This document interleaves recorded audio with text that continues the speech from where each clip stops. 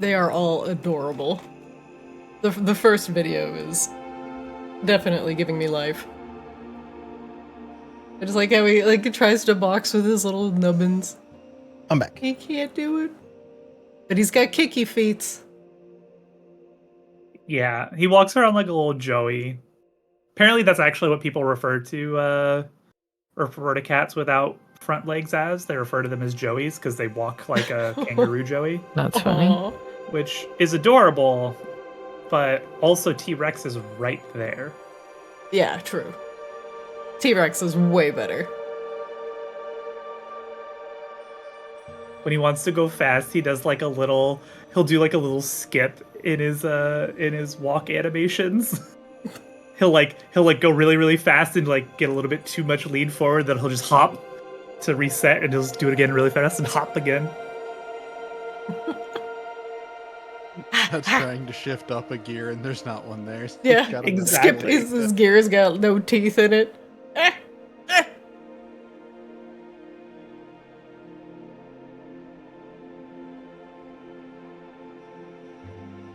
Alright, everybody.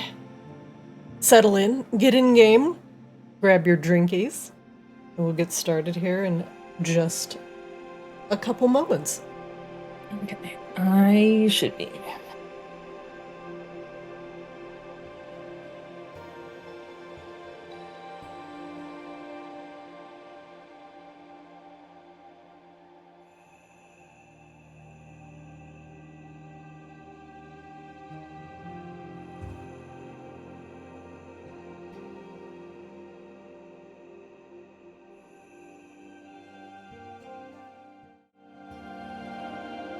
All right, everybody. Welcome back to another episode of Arctis. I hope everybody's week was okay.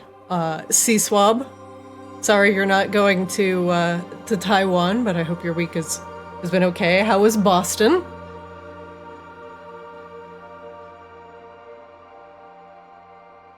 Swabarino? C-Swabamus? Heckin' Swab? Alright, skip him. Oh, hey. See Swabopotamus? Are his lyrics bottomless? How was Boston? Cold. It was fun, but it was cold. Ooh. Sounds awful.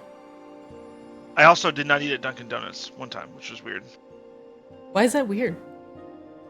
That's Also, kind of the Boston thing. Oh, is Dunkin' Donuts like a Boston thing? I didn't know that. Like, Dunkin' Donuts is like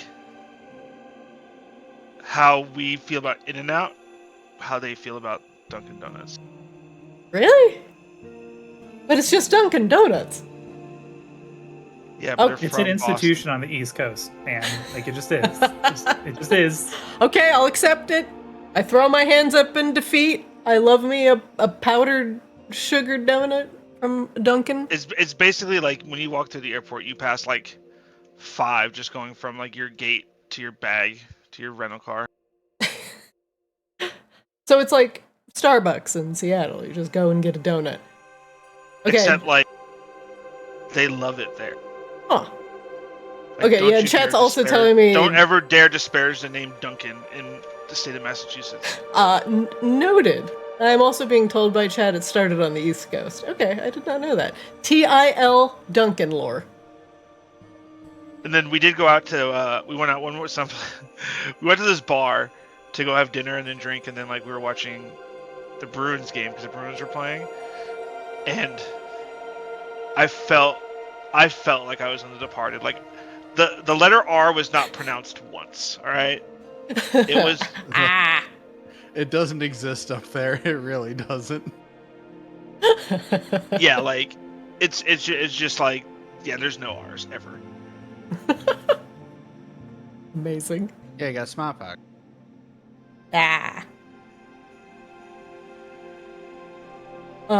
Rain, how was your week? It was great. I don't have any idea what happened last week. It's fine. Nothing, just time went zip zop, zippity bop, Yeah. and then we're here. Got- Another week of Arctis. Another week of Arctis. I don't know. Things happened and D&D happened again. And that's life. Hey, I like how life is counted by days until D&D again, which I appreciate. Life is what happens in between sessions of D&D. Can we put that on a t-shirt? I'm sure it already is on Probably. somebody's fucking... Yeah, I'm sure it is. Even now that I said that, the algorithm is already calculating. Kozlo and Grabella, how's your guys' week been? Pretty Good. good. I see the streamathon is, as expected, continuing. Yeah. I Gotten down to 0 several times lately. it will just continue, and I'm so upset that I continue to receive income that I can use to pay things like mortgage. Yeah. I'm so mad. I'm oh no. so upset. No. How dare People keep Reef. being like, "Are you like?" People keep being like, "Are you just waiting for the streamathon to end?" And I'm like, "No. why would I want that?" Why would I want this? Let's just keep these good times rolling.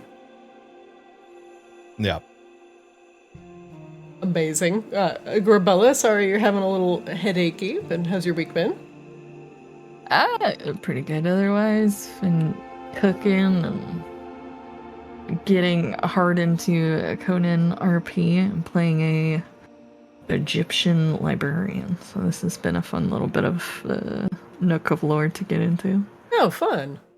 Yeah. I like me some Egyptian history. Yeah. Wang- It's fun to find like a bit of it and then like, oh, there's 50 versions of this tale. Which will I use? I definitely referenced it very heavily when I was running a werewolf game, which Rain was also in. But most of that happened in Russia. But still, there was some Egyptian werewolf stuff. I was in that for a minute, You were in that for a hot minute. and then eventually Josiah just wandered off. Some say he's still wandering to this day. I've always wanted to do like a reunion tour where I can actually get like the players back, but then I realized that would be like assembling all of the Dragon Balls. Just impossible. But someday, and I pray, oh my God, do I pray? We haven't even heard from like 2 of the 4 people from that game in like a year. So, Yeah, concern. some of them well over. Concern. Not even confident they're alive still. High concern. They're still in the Discord. That is not a sign of life. It's not. Christina, but that's all I if got. anybody ever takes Yane hostage, do not ask them to give proof of life through Discord, please. His status is green. He's clearly alive. Look Well- right there. It says he's playing Hearthstone. It's totally fine. Oh my God, no! That would definitely mean he's perished. Well, he's playing fake Lorcana fucking mod thing. It's true. That is the thing. Lately, it's been good. It's a really good way to practice for sure. But if he is not playing that, then surely he has perished. Wang Doodle, how's your week been? Welcome back from Ye Cali. Yeah, it's been fun coming back, and there are absolutely no emergencies. Whereas the day I left, apparently there were 5 fire drills, and then, take a couple days off towards the end of last week, and all of a sudden problems happen again. I feel like these are just conspiracies to make me look bad. Clearly. But, I went to a concert I did not remember saying I would go to, and it was great. Heard In Flames for the first time in my life, and they sold me. I'm now a fan. Nice. Wait, so you bought tickets or somebody else bought tickets for you to go to In Flames? Someone else had bought tickets. They had apparently at some point when I was existing on another, plane and Discord server, they're like, "Hey Chody, we're going to this concert in May. You want to go?" And me just kind of went, "Yeah," just to make it sound like I heard them. without actually understanding that I was being involved in something. And so, like, that was in yeah, so the we're all meeting contract. up. Yeah, so this is why I would be a great warlock. I would just have like 7 patrons, just not paying attention. Yeah, fine, sign on the line. But no, it was a really good time. So yeah, no, that was great, and probably we'll end up trying to go see more of their stuff. Very cool.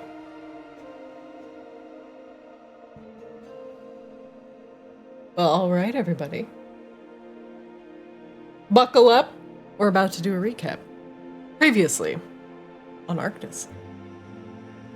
As you all departed the city of eternal night, Maginox, for the high seas in order to save a couple of your friends, you got on board with one of Seaswab's former friends, an admiral himself, Admiral Almus Almaseth, who, although pleasant to look at, was horrible to be around personality-wise, and was not winning over the current Queen of Maginox in any way or form.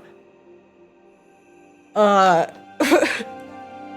order to convince her to continue trade with his booze business. But as he insisted that many of the goblins that now inhabited Maginox had originally come from the seas or overseas, seeking better employ and conditions, and that they would not tolerate any sort of tyranny from the new regime. But other more pressing concerns were now happening on board the SS Silent Arrow. Turns out, someone with a vendetta was coming after one of the party members and poisoned your food as you had taken off, and Admiral Almus had treated you to one of his ship's cook's best meals he had ever created. However, oblivious to Marlev, the ship's chef, the food was tainted by a potion that he had picked up during the short stop in Maginox, convinced by a bad actor. It seemed like Ezru Redscale had a vendetta against Grabella and blamed her for the now shuddering of the portals between the Plane of Fire and the lava-drow city of Vacaris, and cursing her, and that the destruction of Novus meant that he would never get to see his parents again. It drove him to potential murder.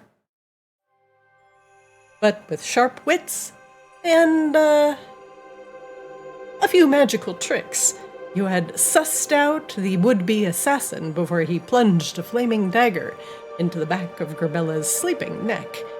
Well, fake sleeping. She wasn't sleeping at the time. And it turns out, you left Ezru to be punished by Captain Almus Almaseth. And Seaswab, I'm going to collect my thoughts here. Trying to recount like 4 things at the same time. Seaswab was very convinced that Almus was just going to throw him in the box and fill it with insects. Yes, the box. And ensure that Ezru would not want to be on land or in cramped conditions for any time soon. And so, your would-be assassin now thrown in the brig, Almus assured the rest of the party that the rest of your trip would go on swimmingly, and you would reach Rascal's Reef in order to reacquire your friends, well, one friend, Kire from the southern continent, and one of the Crichton auditors, Lucia, who had came up to make sure Rain's coronation ceremony went all according to plan. Now, keeping both Lucia and Kire safe was of utmost importance to Rain, mostly Kire, but not necessarily Lucia. And thus, Rain had cast a Geas spell on one of the deep ones. And Rain, what were the details of that Geas spell one more time? Oh, geez. It was to bring the hostages to, I guess, Rascal's Reef, whatever the island it was that he originally suggested we bring the skull to. It was to bring the hostages unharmed, and we would meet him there. And if to do whatever he had to do to convince whoever he needed to that it was the right thing to do. If that meant, certain aquatic so-called liches come along, so be it. And so, under magical duress, the Deep One returned to the depths of the ocean in order to return this news to the underwater lich Nerys Flowborn. But until then, your sailing trip to Rascal's Reef has now docked on this ramshackle island, and no stretch of land is in sight, but pallets upon pallets seem to be magically floating in the ocean, lashed together by bits of rope and goblin ingenuity, in order to create a somewhat functional port, visited by smugglers and curious pirates alike. Let us begin. As you have docked on Rascal's Reef, a small skiff has been sent to quote-unquote shore, with you all in the lead as Almus takes care of the last bit of things on his ship, namely, probably shoving an errant Von T into a tightly packed box. One moment, please.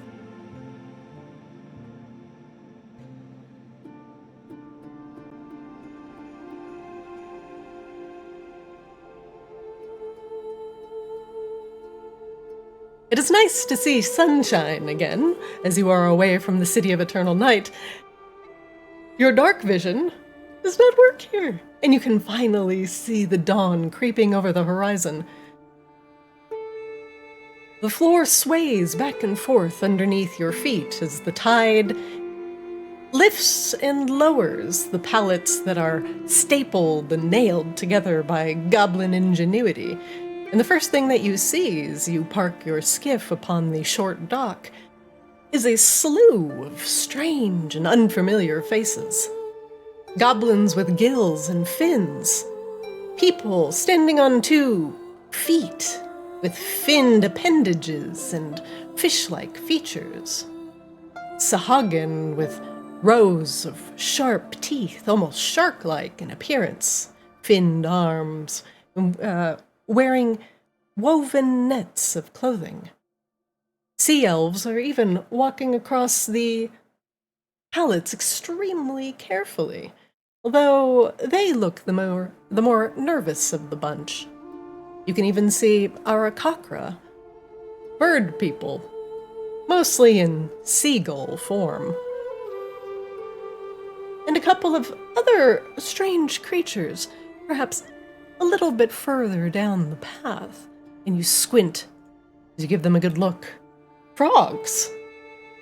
Frogs and fish? Well, this is certainly not a surprise for an aquatic environment. It's just something that you haven't seen, perhaps ever. Except for Kozlo. Kozlo, you've been here before, and in fact, a good chunk of your family resides here. Rascal's Reef was once, well, as Rascal may have once said, just a single floating pallet in the middle of the ocean. Now, it is a place of trade, and many dirty dealings pass through here. It's not a particularly judgmental zone, and all sorts of smuggling occurs here, though perhaps some of the darker parts may have stopped, because there is no more supply coming out of Maginox. Other than that, the reef is busy, and other skiffs and numerous boats dot the shore. I'm gonna refer to it to the shore. Numerous boats and other skiffs line the docks, the pallets, the shores, all parked at interesting angles. And you can even see other denizens diving into the water and pulling out their boats away from Rascal's Reef and departing from this strange and interesting place. What do you do?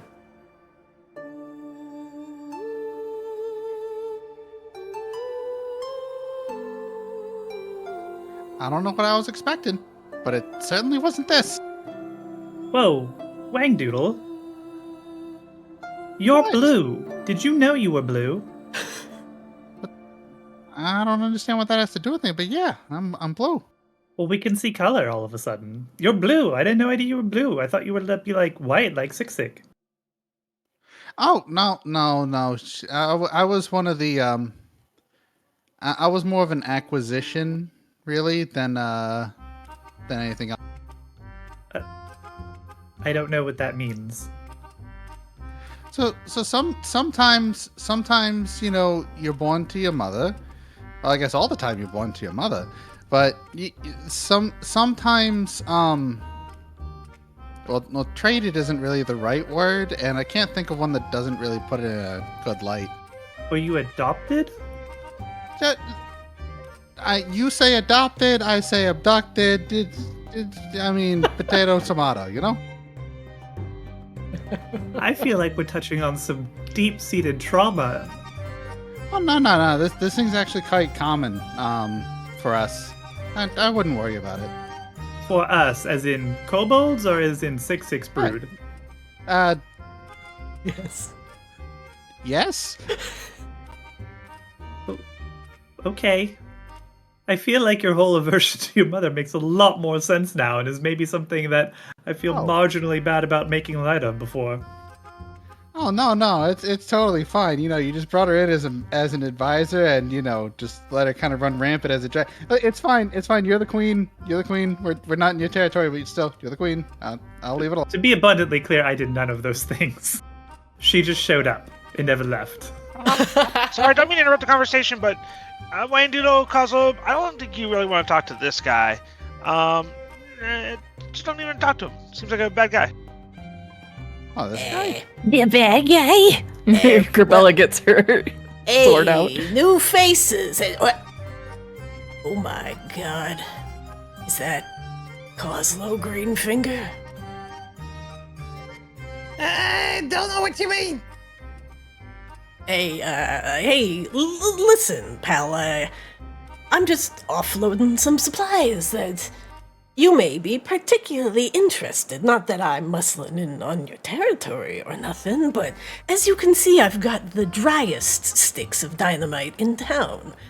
And also some ammunition in case you need to fire it a long distance, perhaps from ship to ship. In fact, I have some recent imports from Xavier. That's right, 100% pure, unadulterated gunpowder. Yeah, give it a sniff. I bet you missed that smell, Coslow. Yeah, sulfur, saltpeter. I'm gonna be honest with you, Coslow. This sounds like a shady promise. They may say the dynamite's dry, doesn't mean the powder is. And I think that's where they make the money. Kazo's like looking over his stuff a little bit, but he genuinely seems like he's like Kazo would be looking it over and just kind of like almost turning his nose up at it a little bit. It is very common fare, and it looks like most of it has been scooped up off of a factory floor and stuffed hastily into a powder horn and corked with a cracking cork. It is functional, though it would burn quickly, leave a lot of smoke, and frankly, probably blind you after the first shot, at least in a temporary amount of noxious smoke. Hey, don't mind the wood chippings. We call that, flame roasted, perhaps, hickory smoked gunpowder. Yeah, it's an aesthetic. Kazo will just look at him and be like, Don't you worry, pal. I am not in the slightest in any way worried about you offloading similar merchandise to my own. Great, I am so glad that we could clear that up. And, no hard feelings or nothing. But, He leans in and whispers conspiratorially. Rascal hasn't seen you around here yet, has he? You better lay low. I don't think he's particularly too kind in seeing yous. Far, cousin. Yeah, I know. I'll be honest, I've more or less completely forgotten why we even came here in the first place.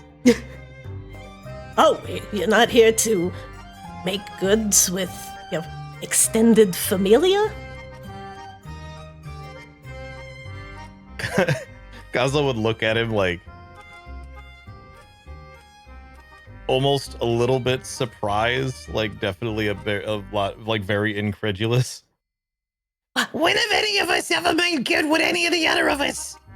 Yeah, true, but generally if green fingers have beef, someone Wait, you got loses something. No, I just have gunpowder for now, but Oh, yeah. What a phone. I could go for a steak. Then may I direct you to, the land lubber? He gestures behind him and a little bit to the north. There. Well, one of your cousins or brothers or sisters, they're still in there running the joint. They should have some food for you. Maybe even steak, but probably some sort of fish or shrimp.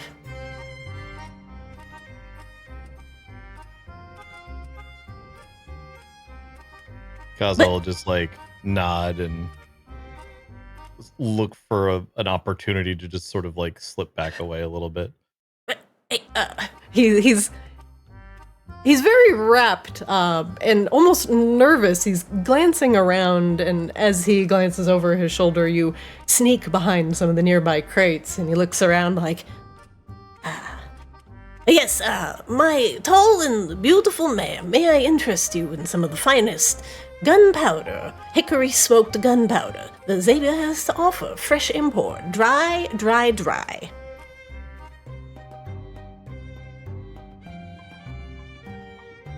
I'm gonna have Kozlo hide behind this stack of crates and put on his hat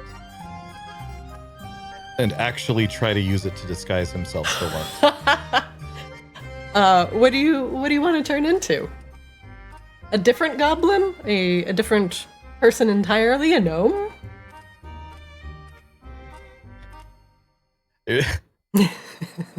Here's my idea. Okay. So Kozlo knows he's about the same size as Wangdoodle. Yeah. So he's gonna try to make himself look like he's in Kozlo's mind. He's making himself look like a kobold, and he's probably like peeking out at Wangdoodle from time to time, almost like copying notes on what a kobold looks like. The result is probably not anything that looks like a kobold, but it probably doesn't really look like a goblin either. Yes, the co-goblin. Yeah, he's still green. He still has huge, weird red eyes. But yeah, The rare gobbled. gobbled.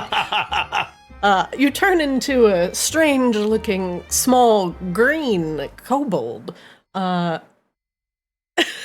with larger than normal ears and abnormally large eyes. You think this, well, it does not look anything like yourself, so it should pass. He'll step back out and just sort of start following along with the others. Oh, Kozlo, did you see this kobold? He looks weirdly like you in strange ways. I don't know who Kozlo is, but it's not me. Oh, he sounds like you too. Kozlo, where are you? I'm Yeah. not right there right now. I'll be there. I left. A nearby goblin grubmonger is hawking his wares. Howdy, y'all! Welcome to Rascal's Reef. You got a rumbling in your tumbling? Well, I've got some fantastical grapes just for you. Would you like some, perhaps, thinly sliced but deadly pufferfish? Only Coslow was here to buy stuff for his bar to serve people and make lots of money. Grabella stares at the new kobold very confused. She Kozlo, is watching it closely now. Kozlo would use the like mental link spell that Rain put on all of us. Mm-hmm, Is that still active? Yeah. Yes. Sure. Yes. Sure. I will say yes. He'll just look around at all of them and just like, It's me. Who? What? It's me. Who's that? I'm the very convincing kobold. You are not convincing at all. You know, if I was blind, I'd believe you. Oh my god. Well, howdy, little friendo. Could I perhaps interest you in some highly illegal Corinthian dolphin fin, cut fresh from the dolphin, and then we just throw them back in the water. We just need the fins. A delicacy, rare, and sure to get the highest gourmand into Europe. Did you say you had a bar? No, it's just this guy Coslow. You may know who he is. He's not with us right now. Yeah, name is can't only actually see how much gold I have right now. vaguely familiar. But listen, Corinthians hate it when you poach their dolphins. It's not our fault those fins are so damn tasty. But if that's not your thing, I've got some Eclipse grapes as well. Fresh, plump. He pulls one out. It is about the size of a ping pong ball, slightly oblong, and as he tilts it, it shimmers with dark blue and purple light. It's almost phosphorescent. He gives it a squeeze and it goes, and you can see the juices begin to emanate from it. Yep, so sweet and juicy. You could cut these up, put them on a salad, eat them as is. They are a delight. Only 5 gold per bunch.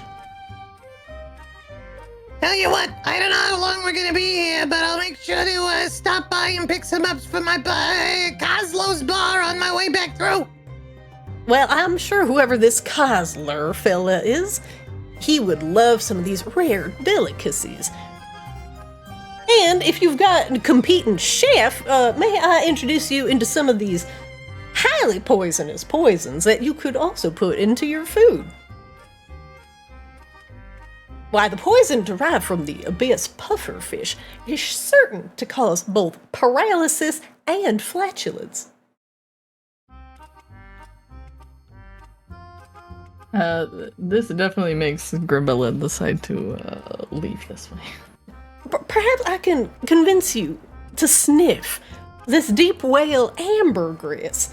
Do you know a potion seller? Or perhaps a perfume? I don't know what they call them fancy words, but this stinky whale vomit is commonly used in perfumes.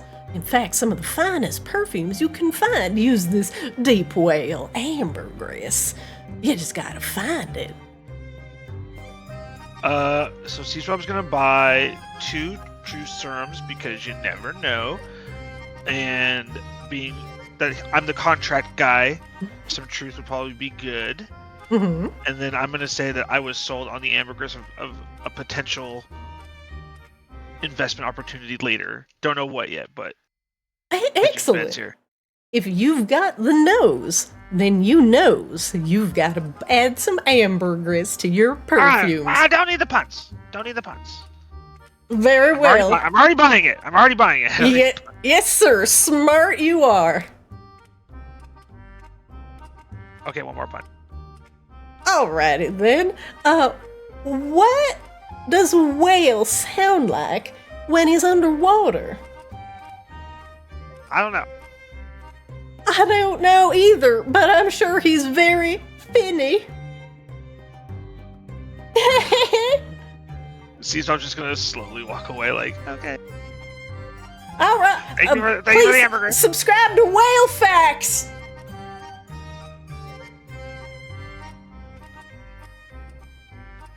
you walk away from the grubmonger who is both trying to sell you food and poisons.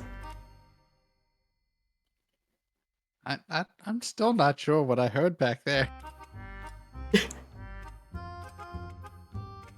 Another tent seems to be momentarily empty, and there are a few people standing outside of it, all partaking in some strong drink.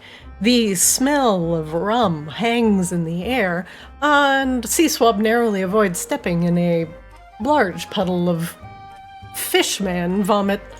The drunken fishman, with Sea Lion at his side, stumbles very awkwardly across the planks, bumps into Seaswab and looks up at him with beady red eyes. He says in a language you do not understand. Yeah, you might want to wash that down or something. And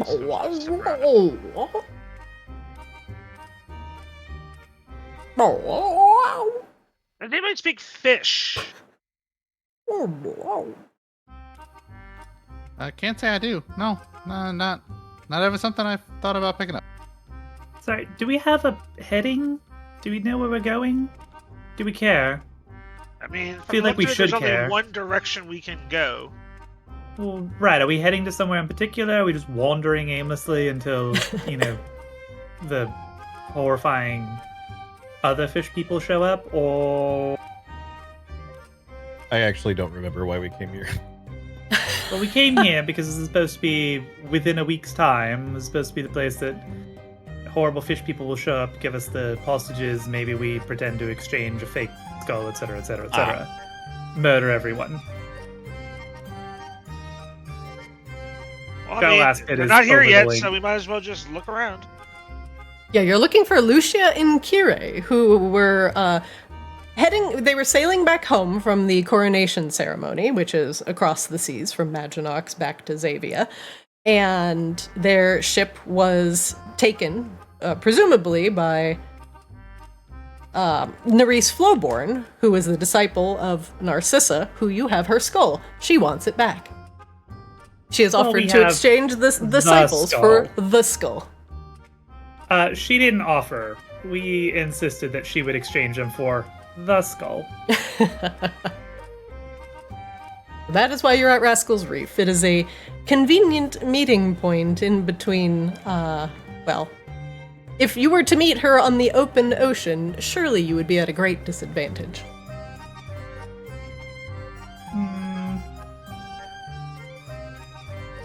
She's still just a lich, it's fine. So, And it sounds like we're liches are getting... shit wizards. So I think we're maybe getting a room while we're here, we're waiting around. It's probably a good place to start.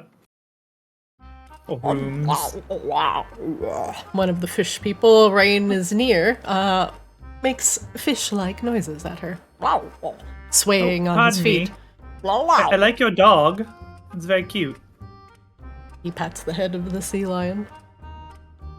Man, Ezreal would love a sea lion. Yeah, don't forget to pick up a sea lion for Azrael while y'all are here. Sorry, I'm not a disciple of the Church of Ezreal officially, so... Wow. Fucking wow. Kozlo, as you cross the bridge onto this other stapled together pieces of planks and pallets, you see one of your direct relatives. Kiki Greenfinger is talking to a Corinthian fishfolk. And by talking, she is yelling. And she is yelling very loud. She yells a lot. This is your sister. One of them. One of many. And she's probably one of the angriest of the Greenfingers. And she generally gets what she wants. Currently, if you are listening to any of the yelling, she is missing a shipment from one of these Caranthian fishfolk, and the Caranthian looks exceedingly guilty as she points and wags a finger, and is generally being a Karen. Kazo will just like slip behind the rest of the group. Even though he's disguised, he still hopes that like Kiki doesn't notice him. You promised to get this to me weeks ago. I cannot believe I'm still standing here waiting for the shipment! Oof, I would not want to be on her bad side, right? You get your fishy ass back in the water and bring me that shipment! I paid good gold to get that here. Do not make me talk to management! You will never set foot in Rascal's Reef ever again! Corbella will kind of keep herself between Coslo and the loud goblin. C-Swab was definitely like Oh, eavesdropping, but also like doing the eyes of like, ooh, wouldn't want to be fucking anywhere near that right now. As you near the end of this dock, it leads up to a single, somewhat important-looking building. Outside, on a porch in a rocking chair, smoking a pipe, is a rather pudgy-looking goblin with his stomach clearly exposed and ears as big as Coslo's eyes. His eyes are significantly smaller and with bushy eyebrows hanging over a massive nose. This goblin is currently downing a tankard of some bubbling, frothing beverage and lets out a large belch. At the base of the house are two other goblins. Coslo, these are your cousins, Tud and Dud. They're essentially not very smart, but they are currently Rascal's henchmen. Rascal is your father, Coslo. And Rascal runs the place. You do not know or have seen where your mother is, though last you were aware, she was also at Rascal's Reef. Though with Rascal and the state of his dilapidated house and his current state of, clear lack of hygiene, perhaps Rascal is living a bachelor life? C-Swab, I don't think this is the tavern. No, I don't think it is either, but since Hazo's indisposed in disguise, maybe we can get a little information? The two goblin meat shields, Tud and Dud, are currently talking to a Queotl, a frog person. Frog person is gesturing wildly at the goblin and speaking in quick and garbled Aquan, and the two meat shields just kind of look at each other and shrug and then point to the inn. Frustrated, the Queotl throws his hands up in the air, lets out a croak, turns around to stomp off, but runs into C-Swab's belt. C-Swab, he comes up probably to about waist height and looks up at you as he accidentally bumps into you and gives out a startled roar. Whoa, watch out where you're going, man. Sorry. He tries to move or hop around you. We do the thing where it's like Sorry. he goes left, I go left, I go right, he goes right, like Sorry. all right, I'm just gonna stand still and just let him go around. Man, I wish Azriel was here. He'd want to collect everything here. I was just thinking exactly that. If Azrael was here, we would totally be bringing the Kuyal. I want a frog person. That sounds really bad, though, but I want one as a friend. It's the sea lion, the Quetzal, like. Are you a devotee of Azrael yet? If you are, you should be collecting them on Azrael's behalf. I should be, but I forgot to change my fucking barbarian this week because my ADHD's been on the chain. If you want to change it for next session, Grabella, just let me know. Yeah, I do want you to yeah. look it over because it has some very specific perks. Yes. I need to deep dive onto that. Yes. Yes, yes, Devotion's so good. yes, yes. Do we have to do? We'll have to get something on the way out. I'm adopting a puppy. What do I know about why Rascal, why I would not want to be seen here, or why I would need to make amends with Rascal? Rascal, at least for Rascal's Reef, did something very similar to you. He has, he's an entrepreneur, and he discovered that the laws of both Maginox, or excuse me, Arctis and Xavia, were unpalatable for him, and so he wanted to make, essentially, a smuggler's paradise where goods could be traded freely on the free market without tax or worrying about safety issues and whatnot. And he built this with, quote-unquote, his own two hands, but significant help from the rest of the Greenfinger family that has decided to stay, and has slowly built up this business empire of smuggling. And the curious thing about Rascal's Reef is that it tends to move, so it's not really in like one specific spot, and so it tends to dodge the ire of a lot of Corinthians that come looking for it if it stays in one place for too long. Otherwise, Rascal is most certainly known for his lack of caring as to what is traded within Rascal's Reef, whether it is very illegal goods, such as poached animals, such as the dolphins that you may have seen, or even the trade of people and beings has also occurred on Rascal's Reef. Although things are not taxed in Rascal's Reef, Rascal always finds a way to make a cut. At least for you, Coslow, the tension between you and Rascal has been, you blew up a significant portion of Rascal's Reef. And that just kind of went floating into the ocean. So, profits, when things are too unsafe, people stop coming around. And Rascal needs to be seen as the head honcho here, the ruler with the iron fist, the one that unites everybody under the banner of the free market. But he is very, very self-serving, aside from his favorite Greenfinger children, namely, just the ones that have allied themselves to him.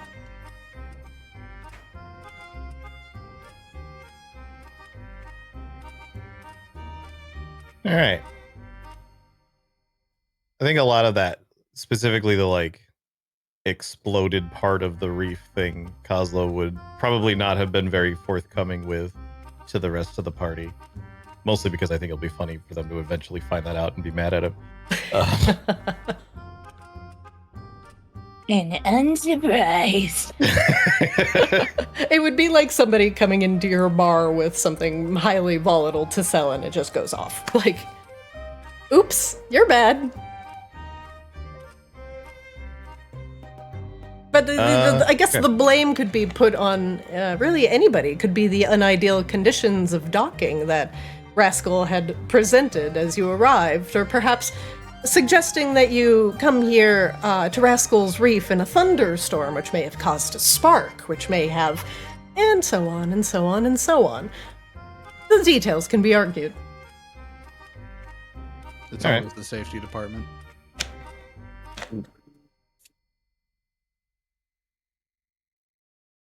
So Rascal has favorite kids, and Coslow isn't one of them. No. Perhaps at one point. But maybe Coslow wanted to either be like his dad and branch out on his own to be an entrepreneur, or not be like his dad and branch on his own. I learned it from watching you. But either way, he is an opportunist at heart.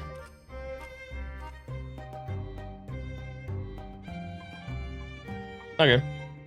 I think right now Kozlo would be kind of like hesitating towards the back, but he would follow if the others wanted to go up and talk to Rascal. He's just like kind of trying to keep out of sight at the moment, and you would probably notice him like looking around constantly, like just trying to get a sense of what people are doing and if anyone recognizes him. Would we as the group know that Rascal is in charge and this is where he is? No, you do not know who Rascal is. His name is in the name, though. His name is in Rascal's Reef, yes. But you do not know who this portly goblin is that is currently being guarded by two stockier goblin meat shields. Typical elf. There was no fucking information. I was walking over fucking Just walk up, he introduces himself. You're like, oh, wow, Rascal. That's interesting. What a crazy coincidence that you have the same name as this reef. Alright,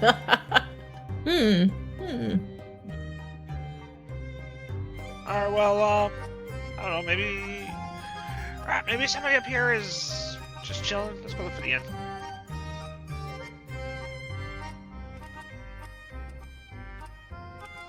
Seesaw's gonna walk away. I think as they leave, Kozlo would like use the brain thing to just be like, yeah, that's Rascal up there. He's the one in charge of this place. Oh, do you think we should go let him know that we may have to kill somebody? Absolutely not. He'll try to figure out why you need to do it, and then he'll try to get a cut in it. It's 100% what he'd fucking do. The door opens to a bustling inn where more sea elves, Sahagin and sea goblins are all sitting around tables downing bottle after green bottle of either piss poor swill or whatever finery the bar has to offer. Kozlo, one of your cousins, is currently sitting behind the bar. Probably one of the finest mixologists you know. It's Roscoe. Oh, he's cute. He's a dashing, dapper, excuse me. He's a dashing, dapper goblin with a thin mustache and slicked black hair that is parted neatly down the middle of his head. There you see something that was not on Roscoe before. Roscoe currently has gills. He did not have gills when you left Rascal's Reef. Kozlo would like immediately walk up and hop up onto this one specific stool, which is like his favorite stool from all the time he's been here in the past. It has a Kozlo's butt-sized imprint in it that fits you quite well. Roscoe's rubbing a glass, with a worn piece of cotton and glances over at the newcomers. Good morning, good morning. What can I get you? Care for some rum? Something to spice up the morning. I feel like Kozlo would have to resist really, like I'm gonna roll a check or something on this. He would have to resist really hard, not like busting out laughing at Roscoe's accent.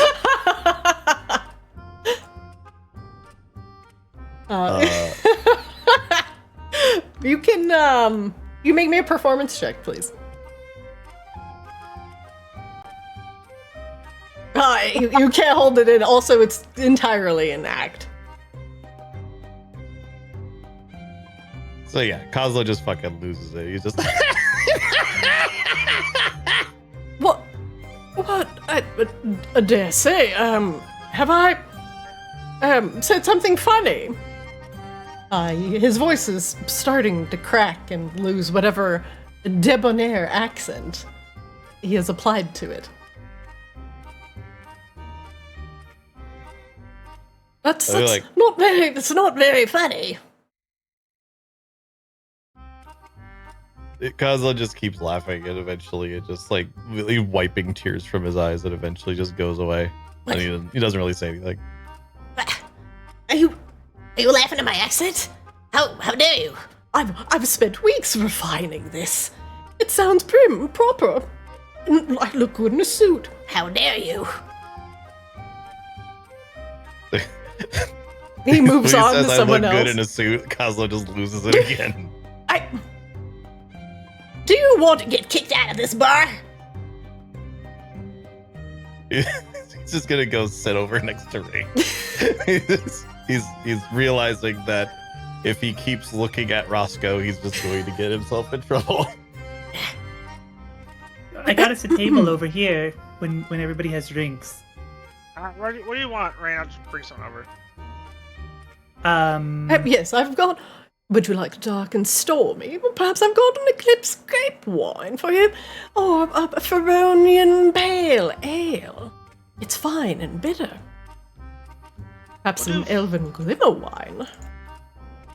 We'll do 5 That one. dark and stormies. Oh wait, sorry.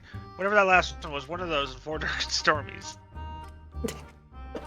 By all means, there'll be 2 gold each, and you can purchase them from me directly.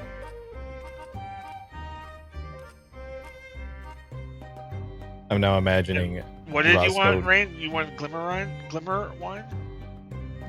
Yeah. What is this? What is this? A fucking like self-checkout kiosk? Not in my D&D. Please put the money in the bag. Glimmer wine is from Xavier, Rain, so it is something you have not had in quite some time. It is local to your region. Hell yeah. Oh, did you buy it off of him, C-Swap? Yeah, I You did? Okay.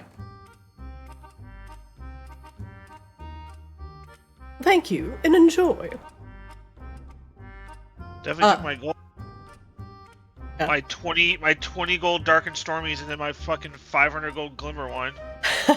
Wait, was it 500 gold for real? It was 300 gold, but yeah. 300. Jesus. Roscoe keeps an eye on you, as apparently you are all high rollers. He comes out from behind the bar, adjusting his tie. Oh, not sure why he flipped upside down, but okay, Roscoe. That's an It's interesting probably- adjustment to his tie. It's probably because I bought something from him while you were moving. Oh, that's probably why. Yoink Grabilla him buys back. a bottle of wine, but she shoves it in her backpack for later. Good evening, good evening. Welcome everyone to Rascal's Reef. What can I get you? I literally just ordered from you and brought it over here. Yes, but can I get you anything else? Surely there's something else on your mind that you may need. I'm all ears and a little bit of gill. Yeah, we would like to be left alone because we just ordered and haven't had a drink yet. Would you like... Actually, that's not entirely true. Perhaps some information would be nice. Very well. You've spent a significant amount of money here, and that makes us friends. What's up with those ridiculous gills, Rascal's Reef bartender? He narrows his eyes a little bit. It is a little, unusual, but, it is interesting. Yeah, I don't think I've ever seen a goblin with gills before. It is cool. He, points behind him with a thumb. Well, you see, some goblins come from the sea. They're sea goblins, you see. He does not Well, it refer makes to sense to himself, me. though. Some goblins prefer to live both on the land and the water, double the amount of business prospects. But you didn't come from... I mean, did you come from the sea? No. I just happened to be on the water for a significant period of time, and he's just manifested. It's crazy. That's definitely not true. I was on the sea for a long time and I never got gills. Grabella will elbow Kozlo. You can... Cause, maybe he did grow him. Make me an insight check, everybody. He's clearly lying. Like, I know he's lying. I didn't have the inside check. I know he's lying. I mean, Except Makes sense. You're on the water. He evolved. He clearly evolved. Seaswell literally like looks at everybody, like tilts his head, like, you think that if I was just on the sea for a long time, you'd get gills? You think I wouldn't have fucking gills? Kozlo will like No. reach up and just start touching his neck, like checking to make sure he doesn't have gills himself. You do not have gills. What do you see? A little it's bit like of. some kind of. It's like a loyalty point program, right? You know, you say it's like, all right, I'm gonna be, part of the sea now, and then you have that long enough. I mean, that makes sense to me. Like Yes. a punch card. Yeah, like a punch card. Exactly. And perhaps, some of the sea denizens, if you partake in some of their water-breathing potions a little too much, well, oops, it just. I just simply evolved. Sorry, my No, you little. didn't! What are you talking about? Well, My- okay, gills aside, maybe we can ask What do you mean some gills? other questions. He's a goblin with gills. You just say gills aside. Well, I mean, there are a lot of people with gills here, Seaswab. It doesn't really matter that much, right? Like, seems normal. And even if No! it's not normal, No, it does not seem normal. does it really matter that much? Perfectly normal gills. I think at this point, Kozlo would use the brain thing again, just to be like, yeah, that's Roscoe, and he definitely did not have gills last time I was here, so something's up. Rain is taking the stance that does it really matter how this guy got gills or if they are real? Who cares? I mean, it might be related to the thing that we're here for, yeah? Maybe he got gills from North or whatever her name is. Nerys. Oh, that's a good. Did you make a deal with any deep sea liches recently, Roscoe? To get your gills, I mean. All of the color drains from Roscoe's face, and he goes from a kind of a Kozlo green to just Disney go away green. That's just the worst. It's hard to look at him. It's just a horrible pallid color. And he swallows, and almost like the gills start deflating a little bit. I've never heard that name in my life. Roscoe? Didn't you introduce yourself as Roscoe? Yeah, I'm Roscoe Greenfinger. Right. So, what name haven't you heard? Whatever that weird one you said was. Holy shit, Roscoe, you really fucked up, didn't you? Did I say a weird name? What weird name did I say? He looks over at, quote unquote, Kozlo. I swear I recognize that voice. Ooh, yeah, Kozlo, what's your costume name? I'm sorry, my little. This is when Kozlo never got Grabella. that far. Yeah, Grabella's gonna step up here. Sorry, my little kobold here, Mr. Sticky Butt. That's his name. Gets a little distracted now and again, and maybe a little too inquisitive. Mr. Sticky Butt, I need you to calm down, or I'm gonna stick you in my backpack. Just for a point of clarity, are you saying stinky butt or sticky butt? Stinky. Okay. But also, yes. I thought it was sticky butt, like with no N, and I was like, fair. And then you said stinky butt, and I was like, equally fair. But now I don't know which one I like better. Maybe it's both. She just changes it from time to time. The first name sticky butt, last name stinky butt. Sticky butt, sticky butt. Sticky butt, sticky butt.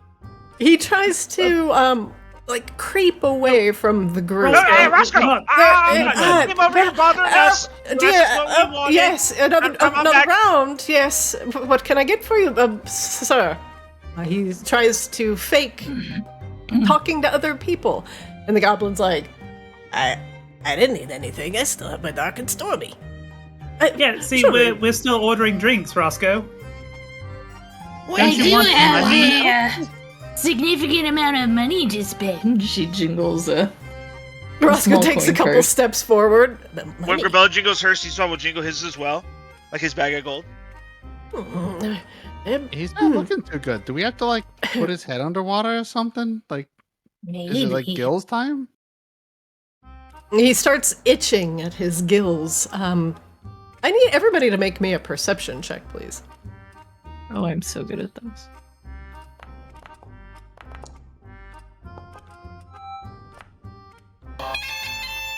Well,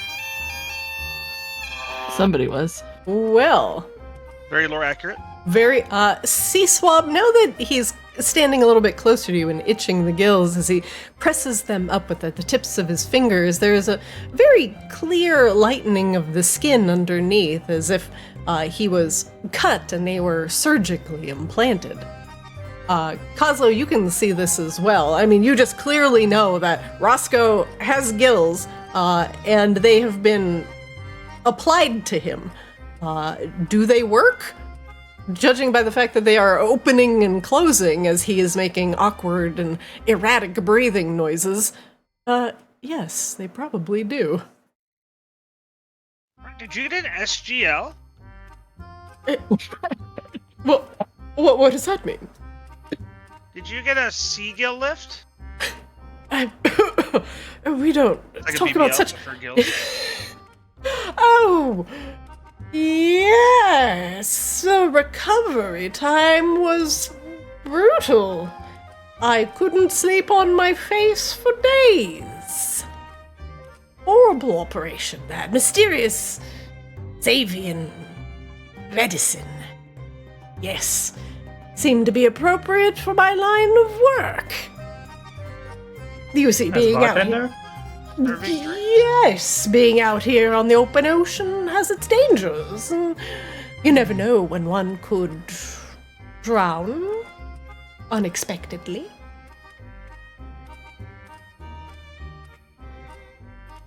He is sweating. Sweat is soaking the collar of his suit now, and he pulls at it uncomfortably. Beads of sweat appear on his pallid green brow. Yes, about the jingling coin. Perhaps we could talk more after some of that coin is perhaps jingled free of the pockets. Oh, but Seaswab just spent a whole lot of coin. I thought we could I maybe just spent talk like first. 400 gold, and then maybe came over spend here and more. you walked away. Well, I'm here now, ready to serve. What other sort of questions do you have about Rascal's Reef, and not necessarily about me? Yes, maybe are you aware of a ship that would have come through recently bound for Xavier, coming from Maginox? He Would have been within the last, week or so? Mm-hmm. He looks you up and down and the rest of the party, and he nods. I do seem to recall a sizable Xavian vessel passing through. Yes, I do. They were here briefly, coincidentally. Can you describe some of the most interesting, most noteworthy individuals that you may have seen on that ship? Or disembarked from the ship?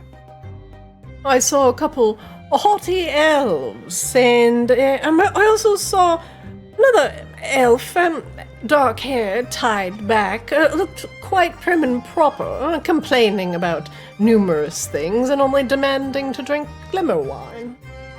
Glasses? Glasses, yes. Pale skin, she- sour demeanor. Yep, no, terrible woman. Was there, maybe would have been with her, maybe shadowing her, a fawn, perhaps? Satyr? Yes, a woman, curly hair, bountiful like a raspberry bush, and fawn-like legs that clippity-cloppity across the wood of the planks. Yes, they both passed through here recently. How long ago was that? Would you recall? He thinks. I would say about 4 days. And how long has it been since dude showed up to try to extort us at this point? Your ship travel took 36 hours, so it took about a day and a half. So it's been like 2.5 days? 2 to 3 days? 2 or 3 days, yeah. Okay. The timelines line up for what he is telling you. So I've been very quickly then. Okay. Urbella Does- will buy some more wine bottles and shove them into her bag while they're talking. Ah, yes, yes. I knew you would like the glimmer wine. You look like a woman with a discerning palate. Oh no, I'm getting the grape wine. Oh. He looks way less enthused. But yes, enjoy. How much of the glimmer wine do you actually have, Roscoe? Just the I one bottle? only have a single bottle left after your friend purchased this one. Well, let me ask you maybe one more question.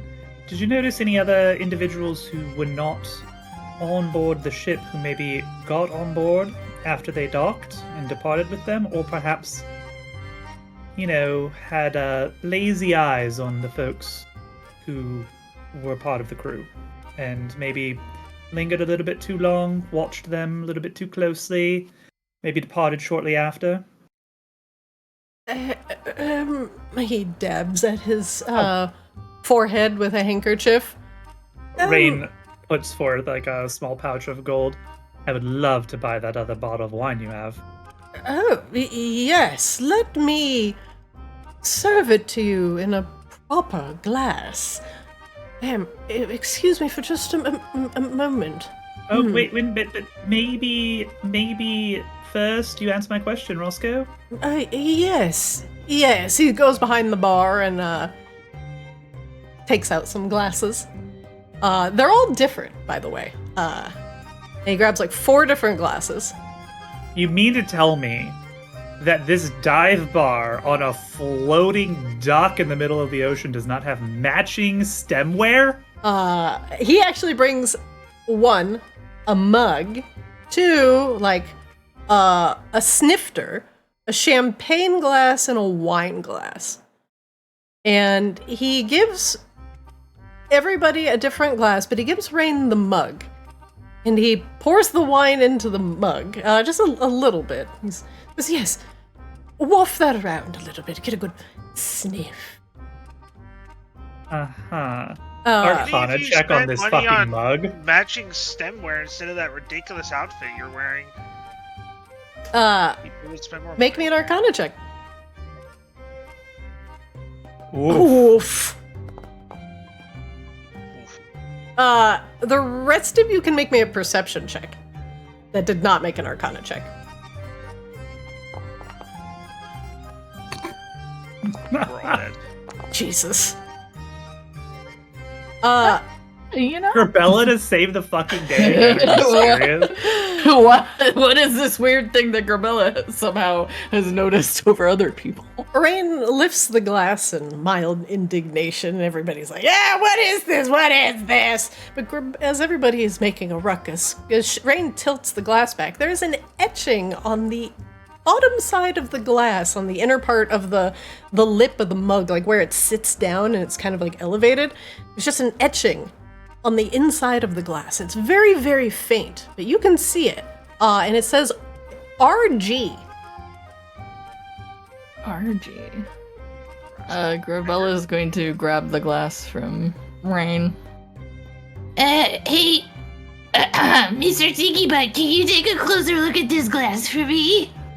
Particularly the bottom of it.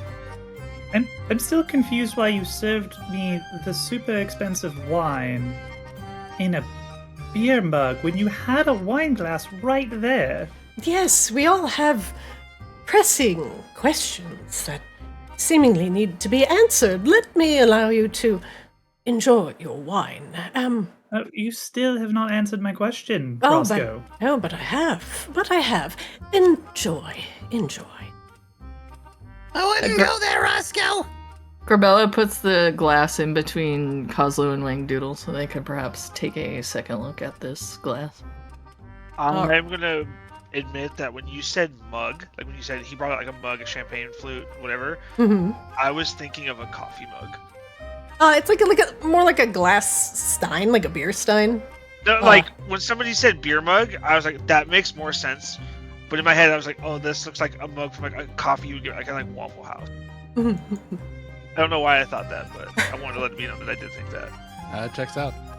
As Grabella shows you the etched mug, it is the only one of the glasses that has an etching on it, and Coslow, this is one of Rascal's mugs. It definitely belongs in his collection. In fact, looks just like one of the mugs he was drinking out of just a moment ago.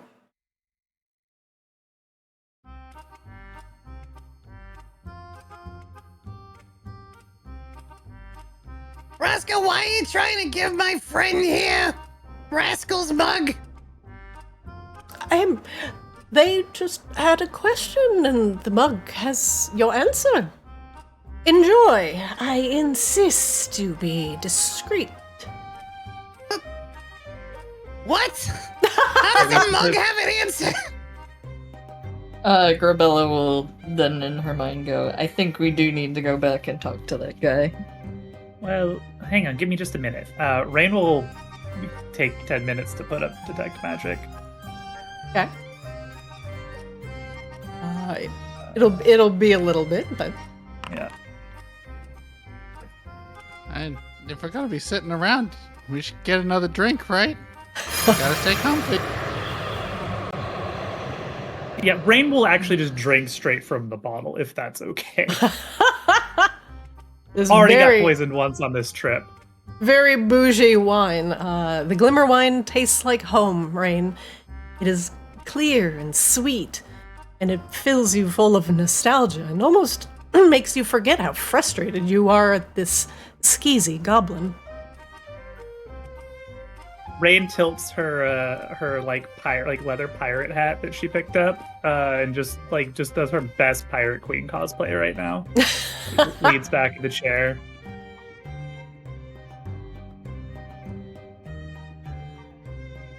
C-Swab, there are a couple familiar faces behind you enjoying some drinks at Rascal's Reef. First off, you totally recognize Vera Shadows, one of the Triton captains who pilots her own ship. And sitting in the corner is Admiral Almus's second-in-command, Yelena, Viper, and her Reef Viper is sitting next to her, coiled up around her feet.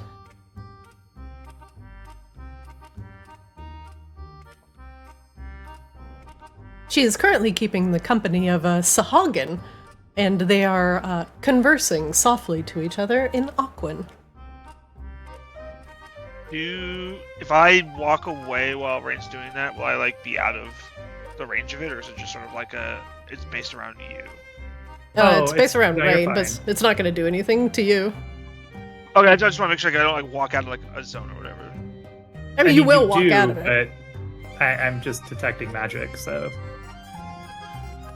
if you want something on your person detected as magical, I suppose it might matter. Okay, well, I'm feeling for this. I wouldn't need it. No, that's fine. All right. C-Swab is going to go to the bartender and get 2 dark and stormies if it'll let me. It says I'm out of range. Hey, let me get a little closer. Just gonna get 2 dark and stormy. All right, I'll be right back. I gotta go talk to some people I know. Gonna go over to Vera and set one down. And be like, well. There are Well- shadows as I live and breathe. Is that C-Swab? My goodness, I haven't seen your handsome feathered face in quite some time. Sit. I'm surprised you're not throwing up your feathers. C-Swab's gonna sit down and kind of pick up the shoes that Wayne Doodle made him, and kind of be like, "Yeah, I had a artificer friend of mine put these on for me. No more seasickness for C-Swab." That is a delight. I've heard of the inventions of the artificers, but now I'm seeing them actually being useful and in person. I didn't think you would take to the seas ever again, C-Swab. It is good to see you. I didn't think I would either, and honestly, wasn't planning on it. But situations arise, and here we are. And situations do arise. Tell me, my friend, what brings you here? Well, unfortunately, had a run-in with Almus again. Of And course. It's never let's- fate, is it? It's never fate with Almus, no. And due to his lack of awareness, we'll say, we had to detour. Me and some friends of mine sitting over at that table. So point over to the group. We had to make a little detour here. Well, there's a lot of worse places than Rascal's Reef, but here you are. Are you going to be indulging in a little bit of trade, or you're just here to see the sights? We're going to be indulging in some trade. Well, what kind of interesting things have you brought with you today? Not so much what I have as what we have and who we're trading with. Unfortunately, and he's gonna like motion over towards Rain. That's the new Queen of Maginox, and some dumb. What are those people called again? The ones that came to the ocean. The deep ones? The deep ones, yeah. Mhm. Some deep ones decided to take some of her friends, and now it's not looking too good for them. And you're friends with the Queen. I knew you'd find friends in high places. He's also gonna kind of like blush a little bit, like, oh. Well, look at you, moving on up in the world. I'm proud of you, Sea Swab, and I'm happy to see you alive, hale, and whole. I dare say things with me have been particularly interesting, though, taking a little bit of time off, say, a little bit of vacation. I was actually on my way to Xavier for a little bit of R&R. Well, then you might be able to help us out. I would like to introduce you to Rain, Queen of Maginox. Rain is from Xavier, right? I'm not mistaken in that? She is. Yeah. Come say hello, and I'm going to ask if Admiral Vera would like to go over to our table. I would be honored. Please, introduce me.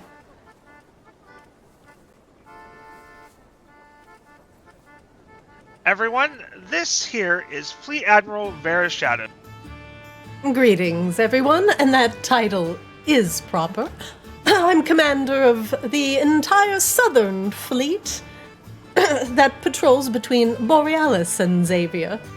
There's a different commander that patrols between Maginox and Xavier, though we do share some water borders.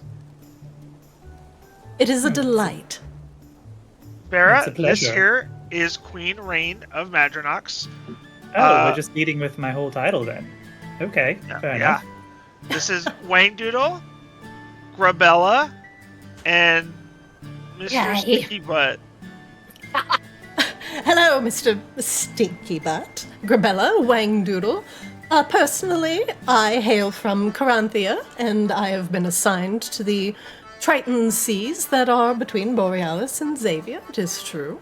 Currently on a little bit of a break, having a little bit of R&R after a successful campaign. We make sure, for the most part, that only the ships that we want to get through make it from Xavier to Arctis. Oh, that's rather interesting, actually. But mostly through the Borealis route. Borealis is the closest continental mass to Xavier. Maginox is a little bit more to the northeast, so it's a bit of a trip. You mentioned, well, actually, so you're responsible for the Caranthian fleets. We heard that you were all having a bit of trouble recently with some upstart fish folk following some kind of dark sea goddess or some sorceress or some nonsense. She lifts an true? eyebrow. It is, and it's unfortunate that that sort of news has hit land. Tends to affect the economy in certain unfortunate ways. And we want to keep those ships sailing and those captains in business. So, Unfortunate for them, but somehow fortunate for Almus, and it always ends up that way, huh? well, Almus likes to take opportunistic chances, and they're not all correct. But, my queen, your observations are quite astute. There's been significant unrest within a lot of the war fleets of Caranthia. Some of them even going so far as to... She leans forward. Mutiny. She she pulls out a chair and sits down. Some of them going so far as to even pledge themselves to this so-called Depths Mother.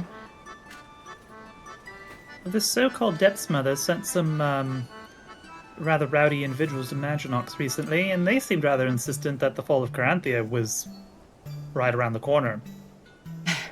They've been saying that for quite some time, but Caranthia is a massive city and guarded by significant members of, the Tritons. They've got quite a bit of a ways to go in order to consider it overtaken, but her influence cannot be denied.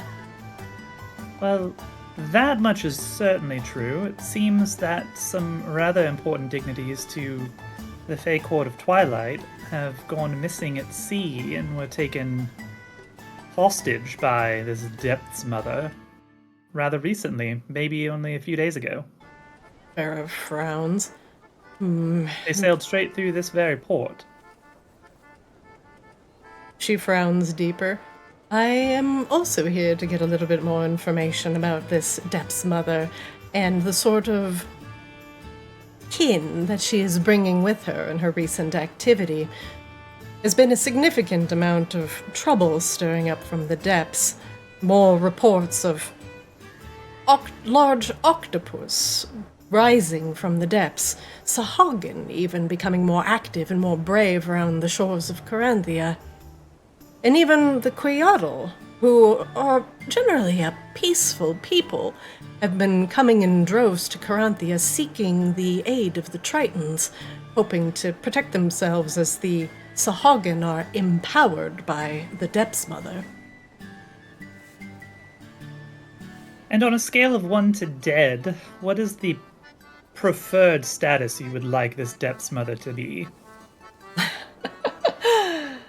Well, 10 would certainly be underselling it, but yes, certainly a 10. However, she's currently holed up in a place called the Abyss. And the Abyss is a place that goes even deeper than the hardy Triton people can go without being crushed into a bloody pulp.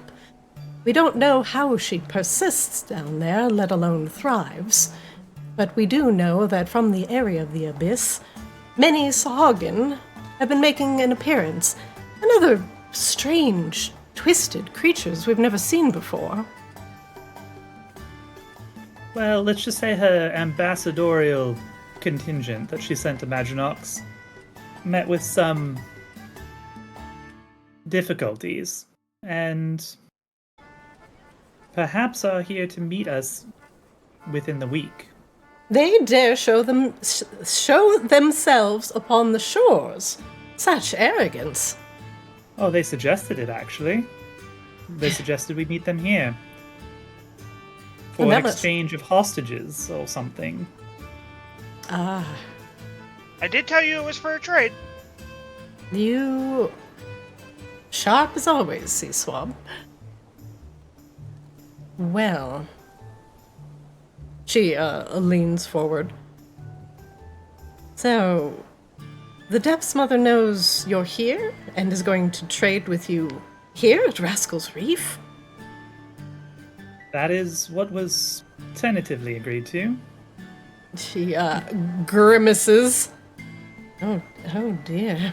Well, I would honestly keep that on the down low. Rascal gets very irate if anything threatens the perfect idyllic atmosphere of his precious reef. Oh, I would hate to disrupt the idyllic utopia he has here. That would be, perish the thought. While it is ramshackle and a bit downtrodden, it is a place where someone like me can get a significant amount of information. And turns out, she gestures to you all, here you are. But Is there a reason that you can think of that they would have suggested this place in particular? Is there elements here that are sympathetic to their cause? she looks around and gets kind of quiet and gestures everybody to kind of scoot in on the table. Come closer. Let's speak in hushed tongues. There has been rumors that Rascal has been involved in a certain amount of how to say this? The smuggling of and trade of people to the Depths Mother, presumably to feed her army. Although anyone that goes down to the abyss comes out changed. Some even say that Rascal sold out his own wife to the Depths Mother. She pulls back a bit and nods. Dark Kozlov news. would look visibly uncomfortable when she says that. When she says that, Cecil's gonna kind of side eye Roscoe to see if Roscoe's paying attention to their conversation at all, and also his gills. Roscoe is doing his best to serve the other patrons of the bar and try to ignore you in your persistent questions, but he is close enough to potentially hear you if you speak too loud.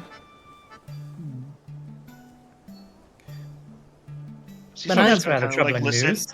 Cecil's gonna just listen and keep an eye on Roscoe and just be like,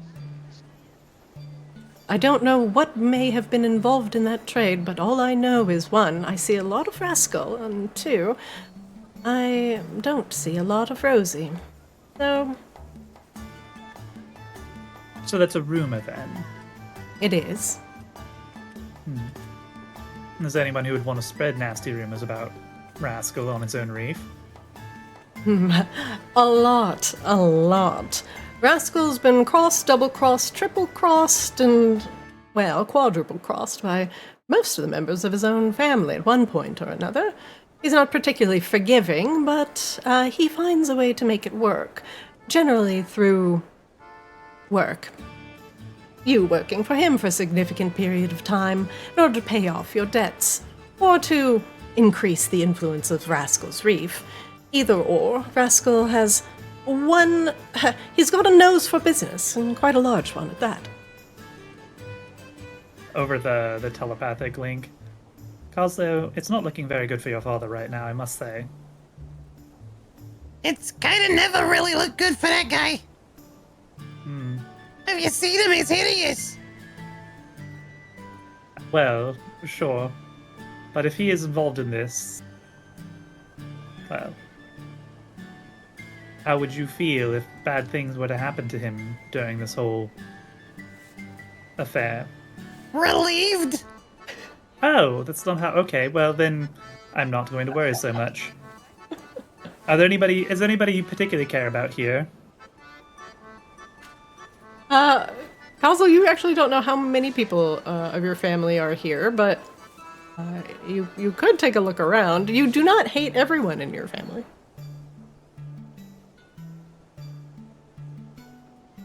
I'm trying to gauge the acceptable blast radius, you understand? This is all still over the telepathic link. We should find out who all is here first, but I mean, if this place ends up underwater, it's not the place I'm worried about.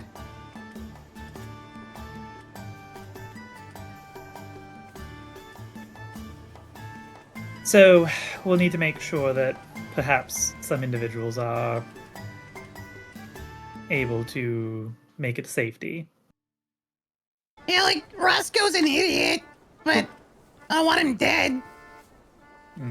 Rain, as your detect magic activates, there's a significant amount of magic around you and also attached to Vera's shadows.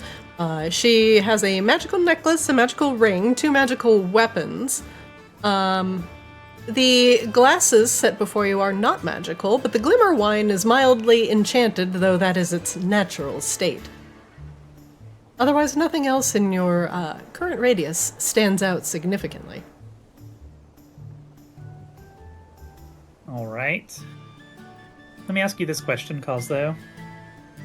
Still over the telepathic link.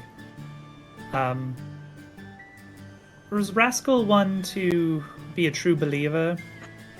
Fall in with the culty type? Or do we suspect that he's just in it for whoever's going to pay him the most money? More than likely that last one. If he's in somebody's pocket, it's because he thinks he can find something there. Very well. Admiral. Yes, my beloved Queen of Maginox.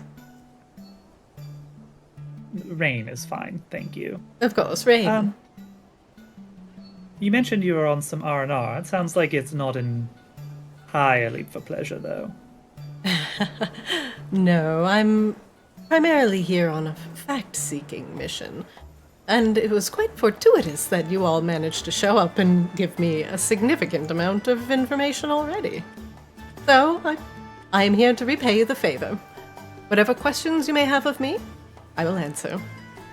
I am here to ultimately strengthen the holes that are currently in the trade routes between Borealis and Xavia and return some semblance of order to those routes.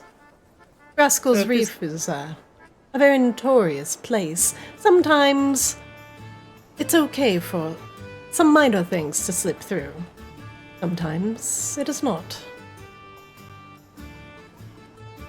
So in that case, if this Depths Mother were to hypothetically arrive, or some high-level contingent of her followers, that would be something potentially of interest to the Caranthian Navy, I assume, yes?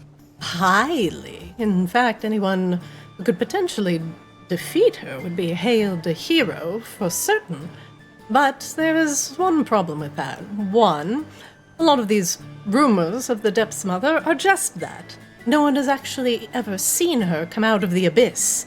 But then again, not many have been able to enter the abyss and come out alive just due to the pressure. But it is possible that we have something that she desperately wants.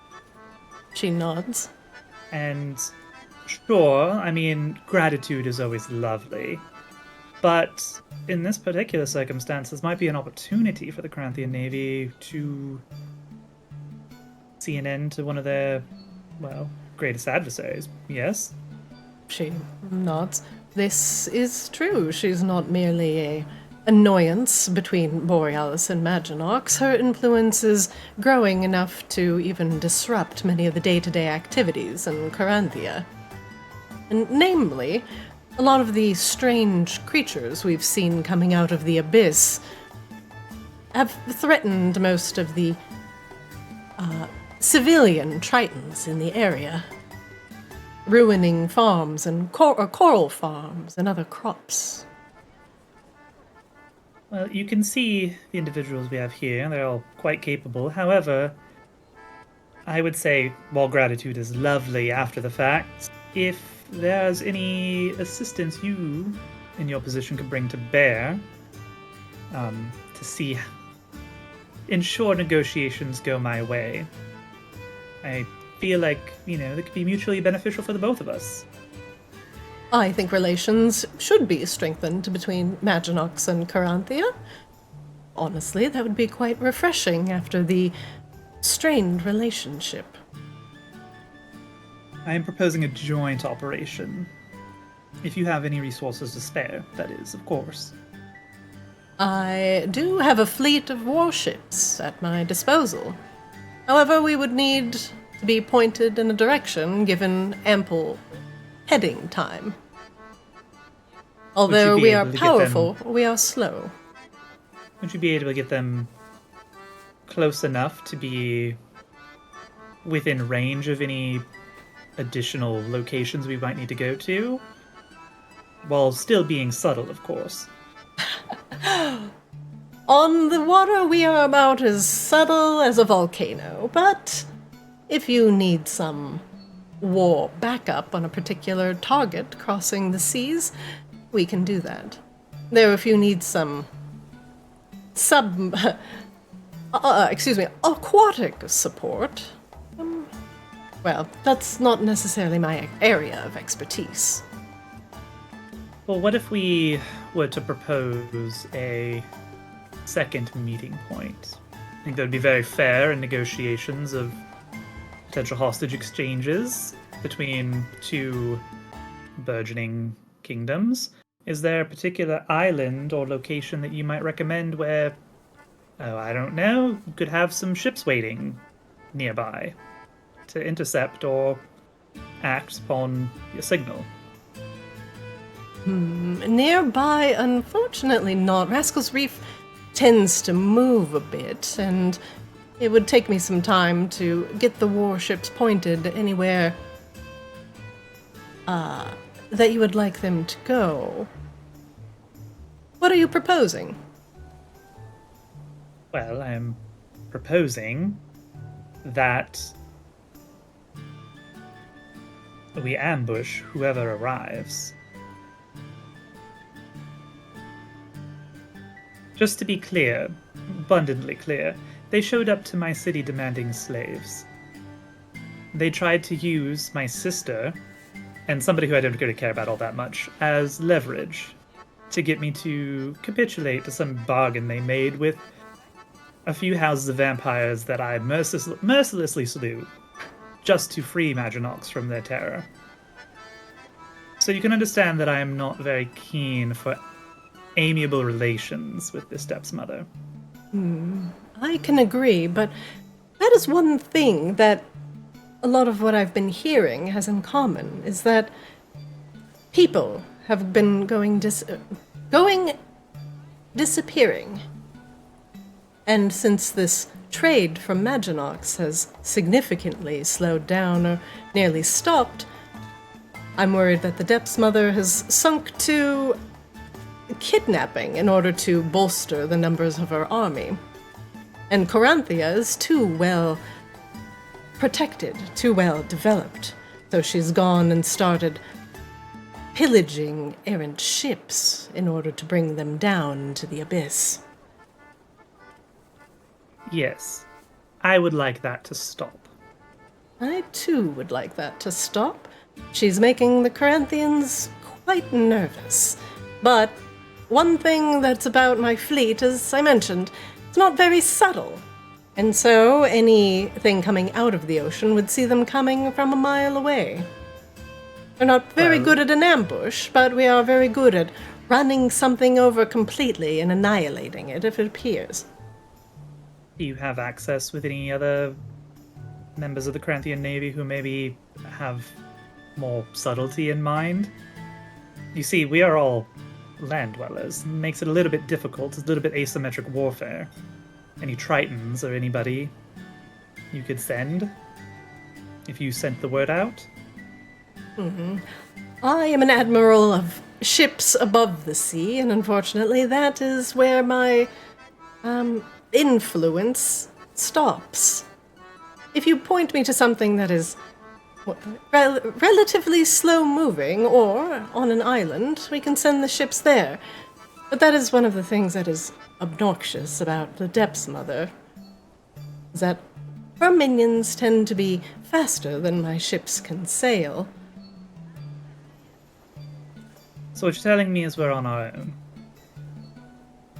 She holds her hands out wide, and this is why I'm here, to see if I can find out more information, something that we can utilize against her. Perhaps a place that's not in the abyss where she's sending out these orders. Something that's more easily accessible.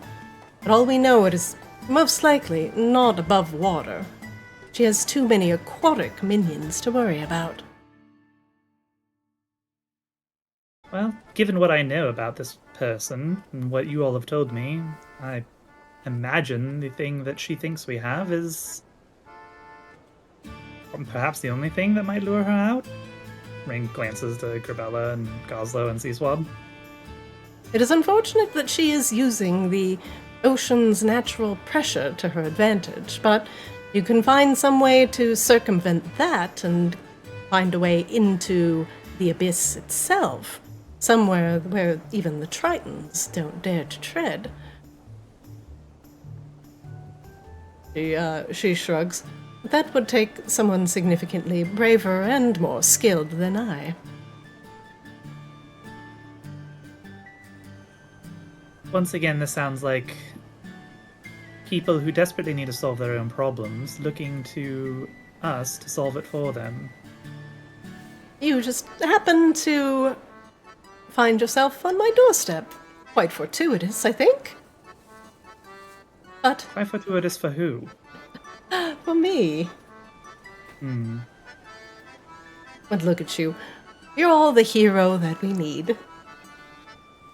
She looks around at all of you, except that one. He looks a little strange. Are you all right? She looks over at Coslow. Are you sure you're not from Coslow- the abyss? You're quite strange. Coslow this whole time has just kind of been staring at her like, Wow. Seaswab's girlfriend is kind of hot. Yeah, she is. Yes. She would say it in everybody's mind.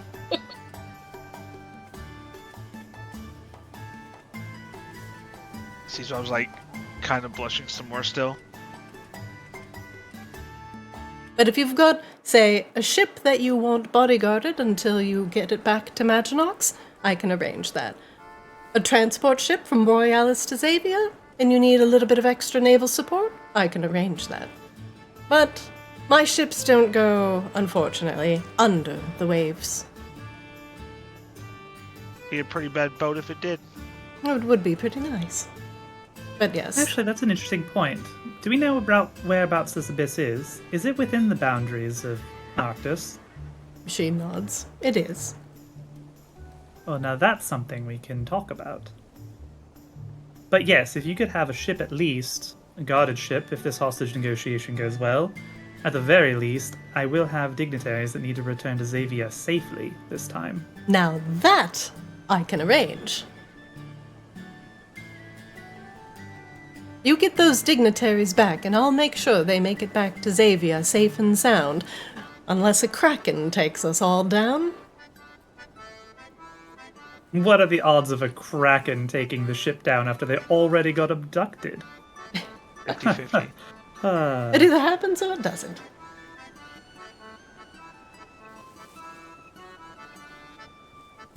Vera, Thank you. it was Yeah, good catching up. If you get anything more, please let us know. of course. I'm going to be poking my head around in places where it doesn't belong. If I find anything else out, I'll let you know. Well, apparently we'll be here for some few days. And be careful. Since trade is kind of stopped between Maginox and Rascal's Reef and thereby Xavier, things are a little bit tense. Especially with Rascal. Try not to do anything that would gain his ire unless you have a swarm of goblins pouring down on your heads. Well, maybe we keep the whole Queen of Maginox business between us for now then.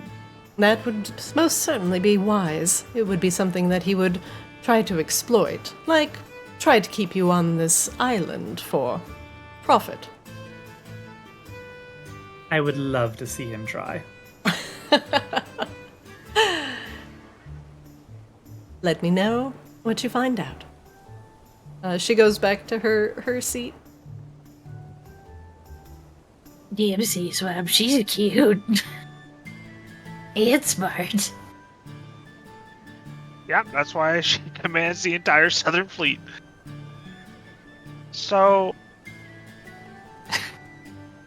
I feel like if the Depths Mother is resorted to abducting, her forces are running thin, but not so thin that she knew whoever Rain's dignitaries were and could leverage them for a trade. It's not clear yet that we even know. Well, no, she certainly knows at least who. Yeah, she certainly knows. There's no way Nissa. Sorry. Fuck, what is Reese? Nerys. No. The Crichton woman. I forgot her first name. Oh, Lucia. Lucia, thank you. There's no way Lucia would have not immediately announced herself and her status in order to bargain for her life, so... At the very least, they know who they're dealing with, potentially. That doesn't necessarily mean that they would know their relation to me, though. They didn't even know that I existed until they showed up demanding slaves. Right. So this whole trade thing. Mm-hmm. How are we actually going to handle this? Well, I was starting from a foundation of they show up, we show them the skull, they show us the Hostages. the prisoners, the hostages, thank you. You know, they show us the hostages. Oh, great, we go to exchange, and then we just murder them all. That's the base of the plan. We can bolt things on if you'd like. Yeah, it works for me. I mean, they decided the location, right? Mm-hmm. Okay, so they decided the location. They decided the time. Mm-hmm. I mean, call me crazy, but what's stopping them from just, like, assaulting us when we get there and then just taking what they want anyway? Probably You know, when when we they get get to their here. last emissary is what's stopping them. Pretty much. Also, technically speaking, our friend is under the influence of rather powerful magic. Also magic that's not easily detected or easily removed. So, if he's capable of making a convincing argument, at the very least, I expect that he will vehemently convince Nissa that we have what she wants. Okay, yeah, sure. Which, of course, I we just- do. We just didn't bring Right. it with us, necessarily. Yeah. So I was thinking, did you want to, like, we could try to, like, make a decoy one that can, like, I don't know, explode or something? Well, yes, but no. We do have a decoy, Wangdoodle. I don't remember if you might have been dealing with an errand for your mother when this was all happening, but we do have a skull that should look strikingly similar to whatever it is that she's actually after. And not for nothing, but just as a heads up, Almus's number 2 has been in the bar, and she wasn't with him when he came to Madronox. He didn't really address her absence, but she's sitting over there. You'll see her with the giant reef viper. Is that a concern, do you think? Or do you think that is untapped potential? I'm not too sure, but I'd be more worried about her than I would Almus if things get nasty. I am a little bit worried that we do seem to be, at the very least, surrounded by opportunists who may or may not be in league with Nissa. That is somewhat concerning to me. Nerys! Nerys, ever. Rain doesn't have enough respect for liches to call them by their correct names. Yeah, but you keep calling her by the name of, like, my other D&D character, and I'm like, refracting. Like, eh. Oh, really? Yeah, I played a character named Nissa. Well, why do you use the same consonants and vowels just in different organizations? Man, I only got a certain amount of letters to work with. Nadia, Nadina, Reese, Nissa. Listen. Look. Look, some people have a naming convention. Can't Wow. wait to meet Neris later. What was it, Liliana and Iliana that we had in the? Was it okay? So God, let's get yes. not to get too off track here. So the Sahagin were what the Depths Mother sent the first time, right? They're like, were they like corrupted? There are deep ones, which you're not quite sure what they are, and the Sahagin are primarily aquatic, like fish-like people. But they're significantly more, how to say, feral, savage, more shark-like, more piranha-like, I would say. Okay. But it sounds like both the Sahagin and the deep ones are working for Nerys.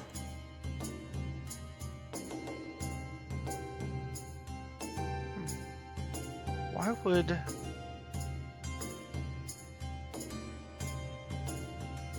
I can't remember her name. I have it in my notes. Why would Jelena be talking to a Sahagin?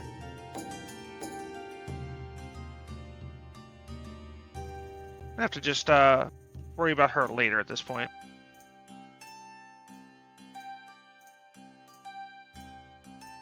As you do look over, they are muttering to themselves and speaking quietly over a single candle and a bottle, sharing a bottle of rum.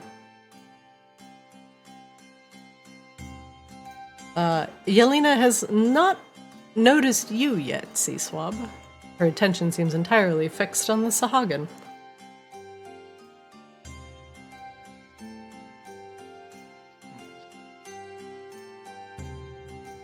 We might need to actually go address that now.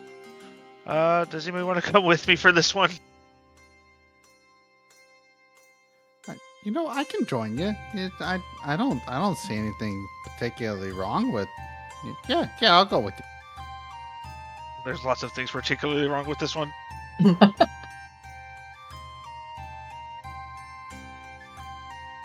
C-Swab is going to walk past Vera and kind of give Vera like a little acknowledgement, like I may need to have you have my back for this one. She gives you a lifted eyebrow and a slightly lifted pinky and acknowledges your presence, but returns her gaze down to the table as to not seem overtly obvious. Jelena the Viper, is that you? She immediately stops drinking as you approach and gives a single blink and then calmly sets her glass back down on the table. Well, well, well. Look who it is. It isn't Sea Swab, a face I haven't seen in a while. I haven't seen yours in a while either, which is strange considering Almus brought us here. Strange, that. She looks at the Sahagin and over at Wangdoodle and back to you. I see you've brought a friend. Oh yeah, these are just the guys I'm running with now. No big deal. Wanted to ask you, didn't see you on the moon or on the Silent Arrow when it came to Madronox, and Almus didn't really bring you up at all. Is everything okay? Just wanted to spend some time in Rascal's Reef. See some friends, have a drink. You know how it is on the water, endless waves. Sometimes it gets a little boring. You can make me an insight check. Oh. I never knew Well you'd then. ever find the sea boring. I mean, clearly she's lying, but she's very specifically on business that is not related to Almus, and with her talking to this Sahagin, and judging by the number of empty glasses that are near the Sahagin, she's either pressing him for information or trying to do a business deal with him. Something outside of Almus's eyes and influence. C-Swab's gonna like telepathically tell everybody like, she may be like facilitating something for the Depths Mother. Is my hunch. Don't know if we want to keep prying into this situation further now, or kind of like wait and see until the meeting takes place. Back So, over the pond. how is Real quick. Almus? She interrupts your train of thought. Almus is Almus, opportunistic as ever. He is, isn't he? And everyone's doing well? She asks with a clear not concern. Yeah, everybody's great. That's really good to hear, and you know, C-Swab, I'm just here with my friend here doing a little business. Would you mind excusing us? I don't want to seem rude and carry on a second conversation with an old friend. C-Swab's gonna kind of like look over at the Sahagin, kind of give him a good up and down like. He gives you a bleary-eyed look back. He's been drinking, and Jelena has been feeding him a significant amount of drinks. Oh, I understand. Sorry for interrupting your proposition in there. C-Swab, I didn't realize you were friends with that kind of profession. But you know, whatever makes her happy, I guess. The Reef Viper is noticing Jelena's irritation and lifts its head and looks at Wangdoodle and gives him a pointed. C-Swab's gonna be like, no, it's okay, Wangdoodle. Jelena's here on business, and don't want to interrupt somebody's business, now would we? Oh no, I'd hate to have her lose a contract for the night.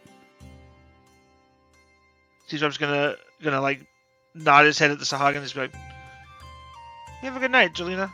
Maybe we'll be seeing you around." He's gonna walk back. You too, I C-Swab. don't think we want to, though. Wangdoodle has entirely the wrong idea of what business she meant that she was trying to set up. Lesson learned: you never want Wangdoodle as your backup. C-Swab's definitely like full, like the conspiracies are like going through his head of like why things are the way they are right now.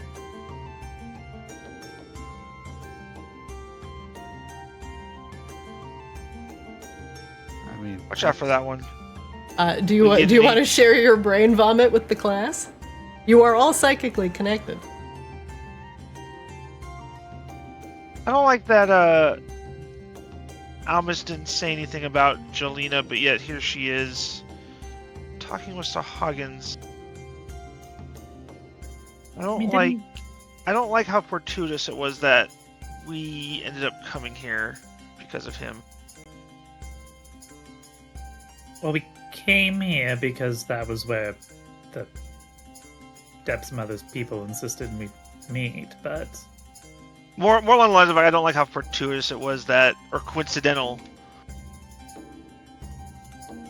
oh no, I hate how coincidental all of this shit is. Okay. But I think didn't Almus or somebody said something about there was a Hagen who were not loyal to the Depths Mother, right? And in fact, some of them are really irritated that a bunch of their people like revere her or something. He did say that. Okay. Also, the Kayatl and the Sahagin fucking hate each other. The Koyatl or the Kyatl are the frog people. The frogs. Yeah. The one that Azure would want as a Pokemon. Yeah. I mean, Azrael would have so many new Pokedex entries here. So This is many. like the Safari Zone for Azrael. Yeah. Yep. Well, I think we might need to find a place to retire to where we can be more alone to figure out what the next steps are going to be for this. Probably not this tavern, right? Like, I think we're all pretty good about not staying here at the inn. I don't know how good any place here is gonna be for privacy. Well, I mean, there's Almus's ship. Yeah, that's what I mean. Probably gotta go back to the ship if we want that. And we might have to head back to the ship. Also, Seasweb's just gonna kind of be like, Kozlo, it'd be such a shame if you end up actually finishing the job this time and blowing up this whole freaking whole island. Let's just see how things go. If we need privacy, I can give us privacy. I just need a few hours. I want to find out what they were talking about with, maybe Rascal doing something with my mom. I mean, Rascal all of a sudden has gills that he's not telling us about. Do you think those are actually real? We could try drowning him and find out. Yeah, I think we have to for science. Wang Duo turns around. Hey, what's your name? Bosno. Bosno. Are those things Rascal. real? Yeah, that's what I said. Wilco. You just can't ask someone that. They're Oh, I'm perfectly naturally sourced. Yeah, okay, so was my dinner. Doesn't mean it can breathe for me. I assure you they're fully functional. I don't know. I'm not buying it. Can you Well, prove it? call my bluff if you like, but I'm not in the mood for a bit of a swim. I've got work to do. But your constant, incessant nagging about my gills is getting on my nerves. Do you want some for yourself? Are you merely jealous, perhaps? Wang Doodle reaches into his bag and pulls out a what appears to look like a chrome-plated harmonica that, when placed upon the lips, will activate the water-breathing spell. And I'm good. I had this thing figured out, before I finished school. But yeah, tell me more about him. Maybe, Wang Doodle, we can not ask the man anymore about his gills. Doesn't seem like a fruitful line of queer inquiry. I don't think they're real though. Well, then that's probably his problem if he ever ends up, underwater, right? Well, if you consider the fact that this place is about to go into combat, most of this is just barely set up on jetties. Well, There's enough concussive force that, yeah, he's going to end up in the drink sooner or later. Well, maybe we have a further conversation about whether this thing is going to be, subjected to concussive force. It does not handle that very well. Just, look, I don't want to say we have a pattern, but looking around the table right now, there's a good chance concussive force is going to be used. If we're gonna do anything here, it's concussive force. Well, concussive force is at least 50% of it. Yeah. Don't forget, the heat. Oh yeah, we've got True. that. You've got fire. You've got slow controlled fire. You got. There's a whole. This place is not designed for combat. It really isn't. Kozlo, you did say something, though, sort of interesting, about your mother. Is Yeah? that somebody you don't hate? Is she in the don't hate column, or is she in the hate? I feel like I need a bingo sheet of green fingers. A green finger bingo sheet. I mean, none of us ever really get along in a typical sense, but if my dad sold out my mom for something, kinda wanna know about that. Would you want to do something about that? It depends a lot on what the specifics of all that are. Would you like somebody to try and find her? Yeah, I mean, probably. Okay. Well, we have some days to kill. I can probably help with that if she's alive, of course.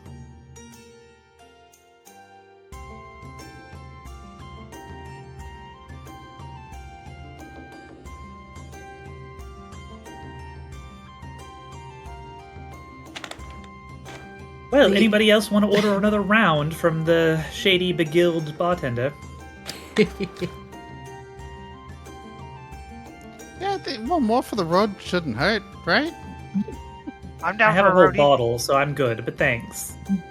I feel like we're gonna have to pump Rascal for info, or not Rascal for info at some point. How do you think that would go over? I mean, Kozlo kind of looks over his completely useful disguise. I don't think he'll know it's me. You can just ask him things. Just don't let on and know why you're asking. Is he inclined to just give information to strangers? No, not at all. That's why you gotta ask around what you're looking for. And what kind of defenses does Rascal possess usually? If, he were to be agitated. I mean, mostly just he's got a bunch of goons. Every goons. Also, the family that you might not want to fight may be obligated to protect Rascal.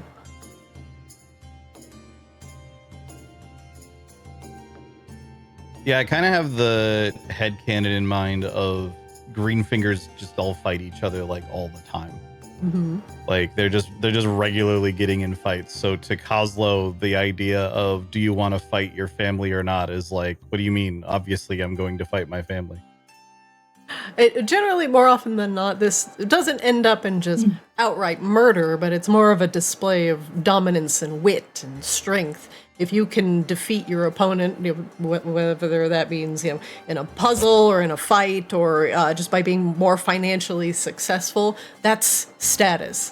But a good beatdown definitely lowers one's status significantly.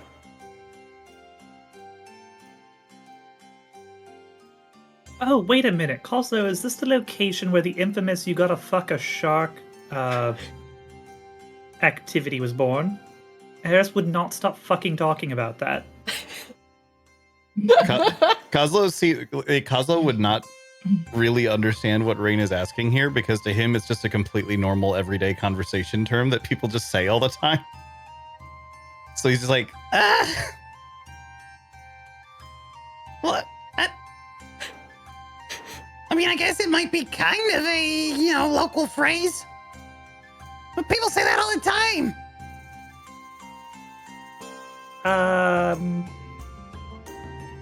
Well, not Dragonauts. Yeah, no, that's not a thing. Yeah, no, my mom said that all the time.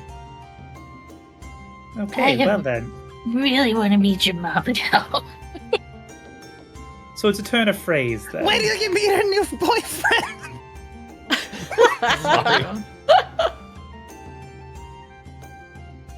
He's got a winning smile.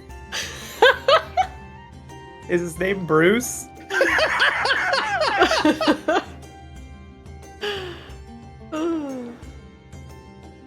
Hello. Hello, bro. Goblins are friends, not food. No, not food. good lord. Okay, well, that taints Finding Nemo forever for everyone. Incidentally, also the second time today I've heard a reference to Bruce from like literally the fish are friends, not food thing. Weird. Huh. There was a quest in the War Within Alpha called Fish Are Food, Not Friends that I did earlier. Oh, that's weird. obscure references. Something. If I had a nickel, I'd have 2 nickels. Mhm. True. Yeah. Well, Isn't much, but it's weird that it happened twice. a barrage of information has passed across your various heads.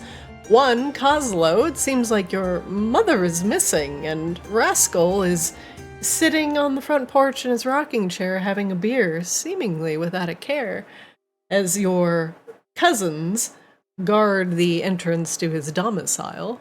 The rest of the Green Fingers, and some that you have not met yet, seem to be scattered across Rascal's Reef and other forms of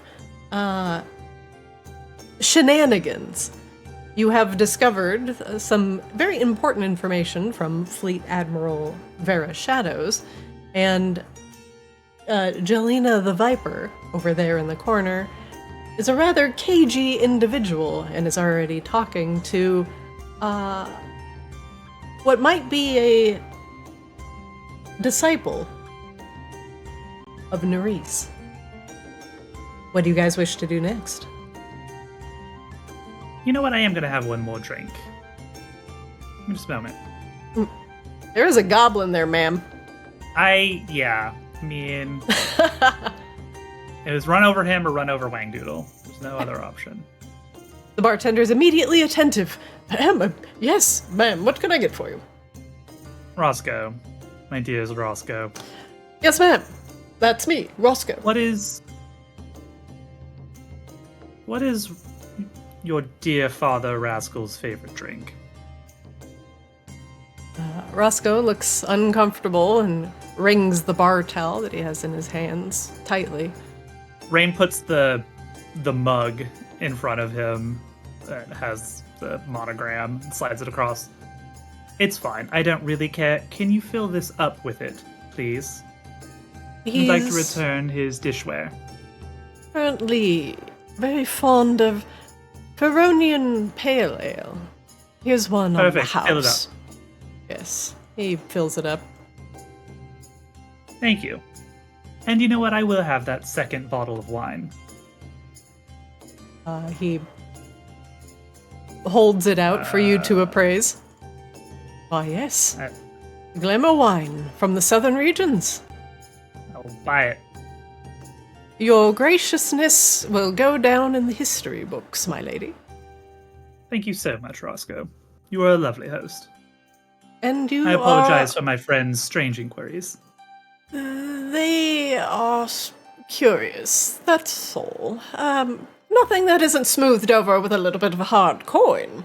He jingles the pouch. All is forgiven. Aren't we all a little curious in Rascal's Reef? We're all a little curious. He Okay, winks bye, at Roscoe. you. Goodbye, my lady. Well, what do you say we continue this little Sure, party somewhere else? I have can a- whip us up a place. Well, I have a drinking buddy in mind. Got him a drink. Rain has a glass stein full of Baronian Pale Ale. You can smell Let's go the see strong what wheat. your old dad has to say. Think, but be quiet. Rain, as you pass the Queotl, he is radiating some form of detection magic as he stares down into the water. The staff Sorry, he which is carrying. quail? Oh, that He's one? right here. Yeah, little frog man. He's kind of hidden by the bushes. My camera was still behind me. Uh, Like he's staring. he's just staring Oh, into the he's- water. He's staring into the water, not like he's looking for something.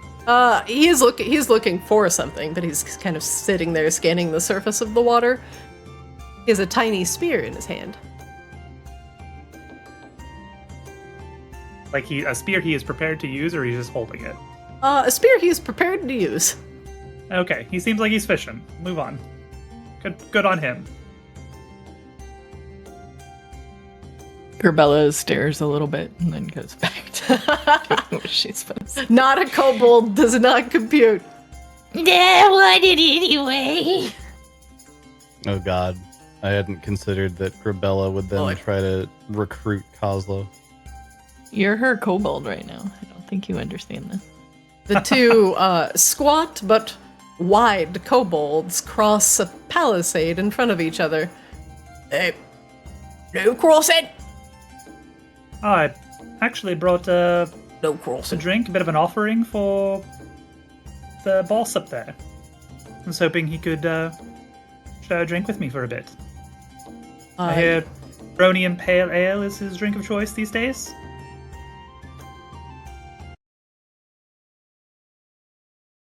You hear a voice behind the guards. Let him in. They uncross so their much. spears and gesture you inside.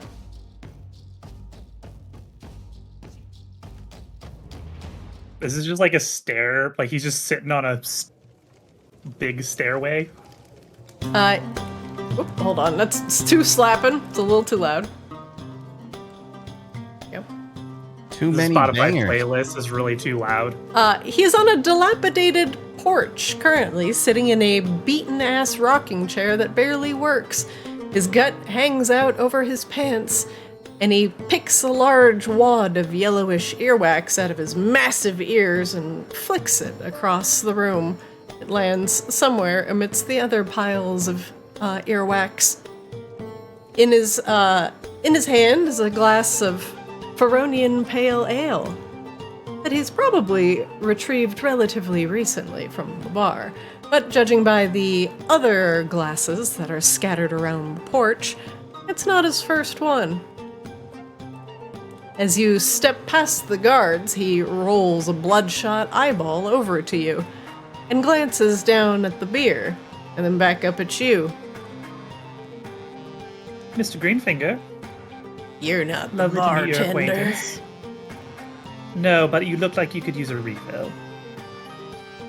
You know what? I could. Come here. May I join you for a drink? You're being all proper about it. Just come here with that beer. Of course. Rain will hand him a mug and then find some schmutz to sit on next to him.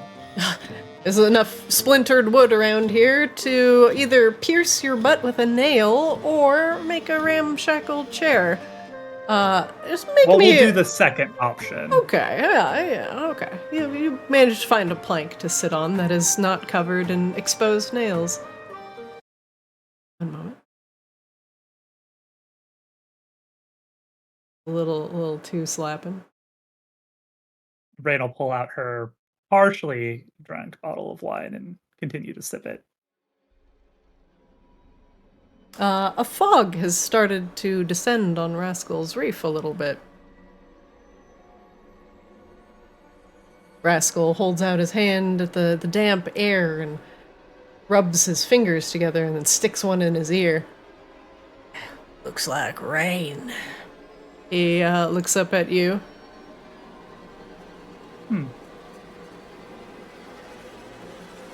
I'll admit, it's been a little while since I've been on the sea. He takes a long drink. Yep. So I hear you're the boss around here. What do you like to go by? Is that just Boss Greenfinger, or Reef Master, or Lord? You can call me Rascal.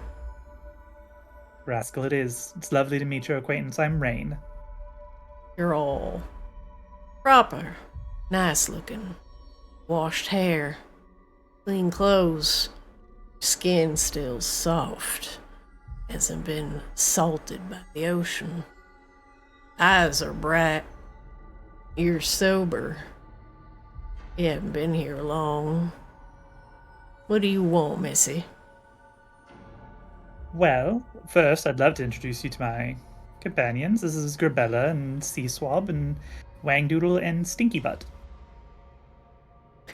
Mr. Sticky Butt. My apologies, Mr. Stinky Butt. I see. Companions of... What was your name again, Missy? Rain.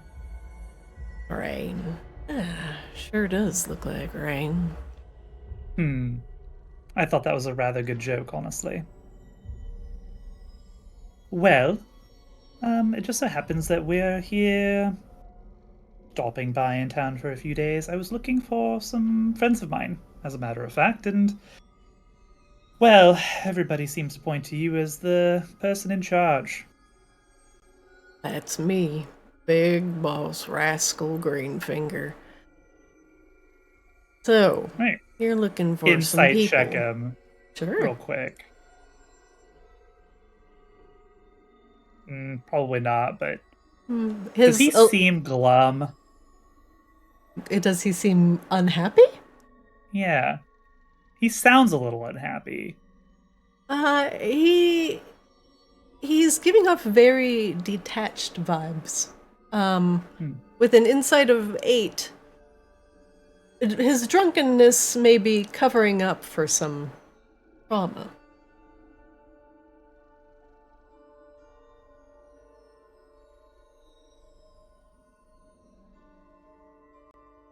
Well, I will admit, I've never been to Rascal's Reef before.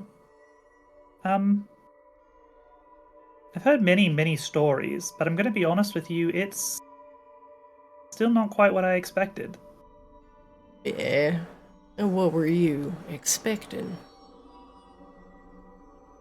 Well, from the stories, I was expecting a wretched hive of scum and villainy, bent on selling anything that wasn't nailed down. But kind of what I've come to find is there's a lot of stuff that isn't nailed down, and it's still not being sold. He leans forward a little bit. What do you mean? Do you think I'm not capitalizing? Well, I mean to say that things look like they're in a little bit of disrepair. I would expect some great king of thieves and smugglers to, I don't know, enjoy the prestige a little bit.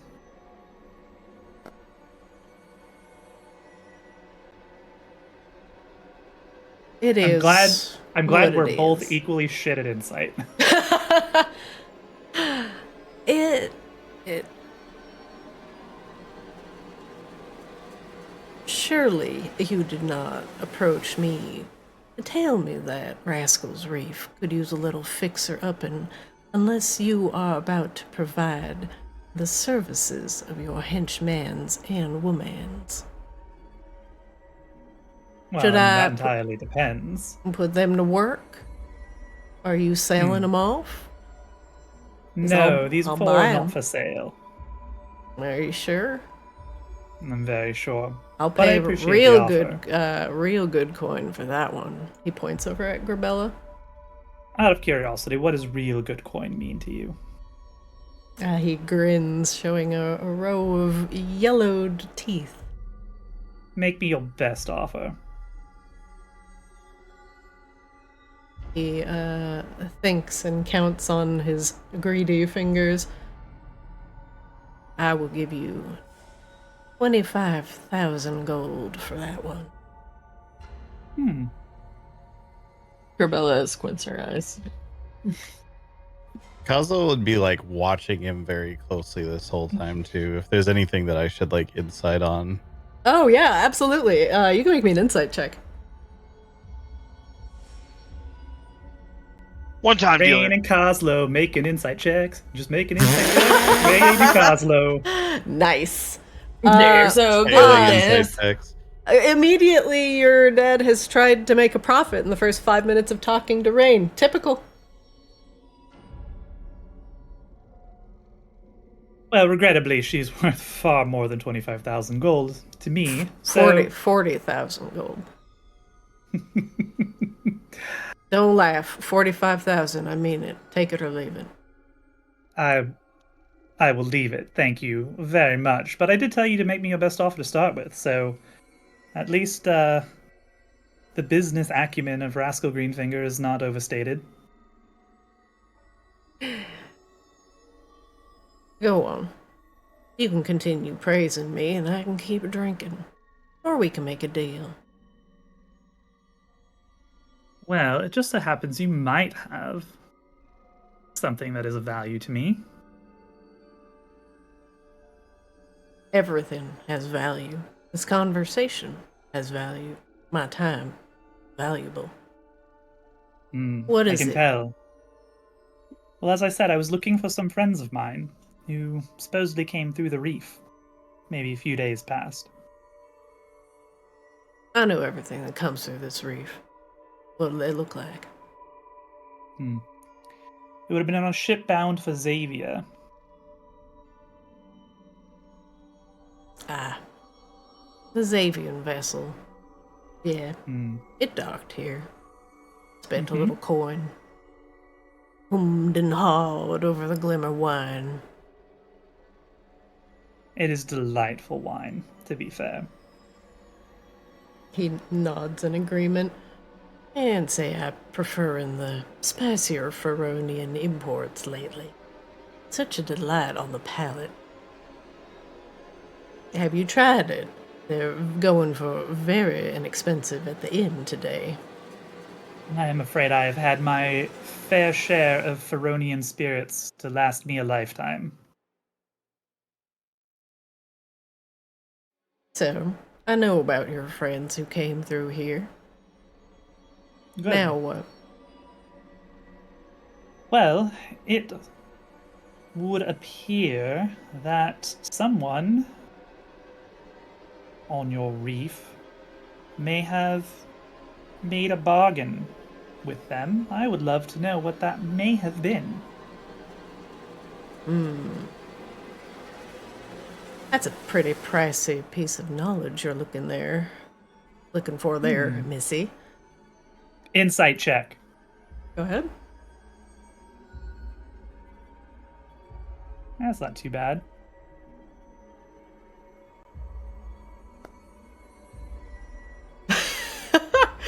Goslip. Oh. Ah, got him.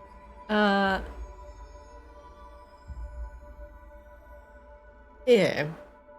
I remember the Xavian vessel. Got some interested eyes. Very, very interested eyes. Willing to pay a very high price for that wood and anything on board. And these eyes, they frequent Rascal's Reef a lot, I assume. They come and go. Interesting. Why? Are you interested in business? Perhaps Well, I making a might trade? be.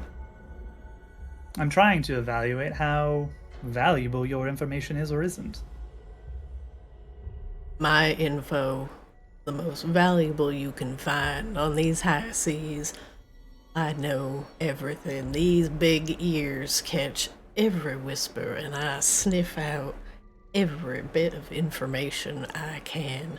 I know my enemies and my friends inside and out. I can see anything coming. Can you? Coslo's sweating. Well, you see, Rascal, it's not necessarily your information that I'm trying to evaluate. After all, you are just a middleman. You are a broker. Trying to evaluate the value of, well, the information from the people I seek. So if they're here frequently, well, finding them might be of more value to me than if they're infrequent visitors. Elves, y'all speaking. Vagaries and riddlish. Oh, Be it's straight worse. with I me. come from the Fae, my dear friend. Ugh. He makes just a disgusted sound. Why I can't know, you it's Fae terrible. just take good hard coin and make a deal? Well, there's no fun in it, that's why. It's too easy. least I profit when I make a bargain. You Fae just do it for fun. It's true. But fun is a bit of a profit, if you think about it. Just a different way of thinking about the world.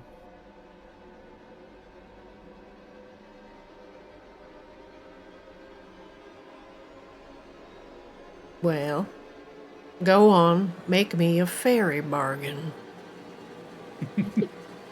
I don't know if you're up for a fairy bargain, Rascal. Those can be very dangerous. But if you I've bargained happen with to know- worse than you, little lady. That is fair. Very interesting. You know, I would love to hear a story about a terrible bargain with a terrible creature worse than me sometime.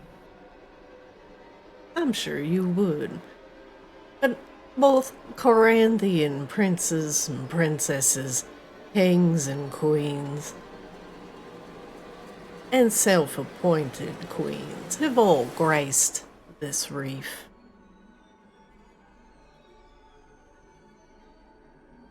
Don't And think you're aquatic special. monstrosities as well. Ah, and you're here for the big business. Of course I am, Rascal.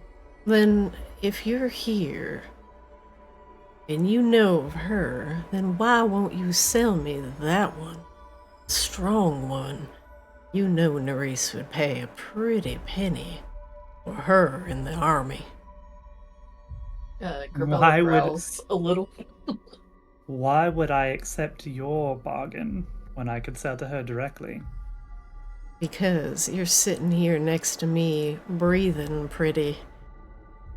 Them type, them reborn. The undead, they don't need to worry about the pressure underneath. Not so much when you got no liquid in your brains. I see that there's not a single breath heaving in that big chest of hers. Nerisse likes them's undead. It still didn't answer why I would need you to make that bargain for me, though, Rascal. You also breathe. Yeah, you don't know how to get to her. Talk to her. But you do. He smiles again, and takes a big sip of beer. Yep. Sure do. And But how I can I know don't- that to be true? He You have no more ability to contact her than I do, as far as I can tell. he pats his stomach a bit and belches. You sure about that? Well, no, I'm not, but I'm waiting for you to show me why you have value to me in this transaction more than my own self. Why would I pay a middleman? I'm asking you to prove your worth. Rain, make me a perception check.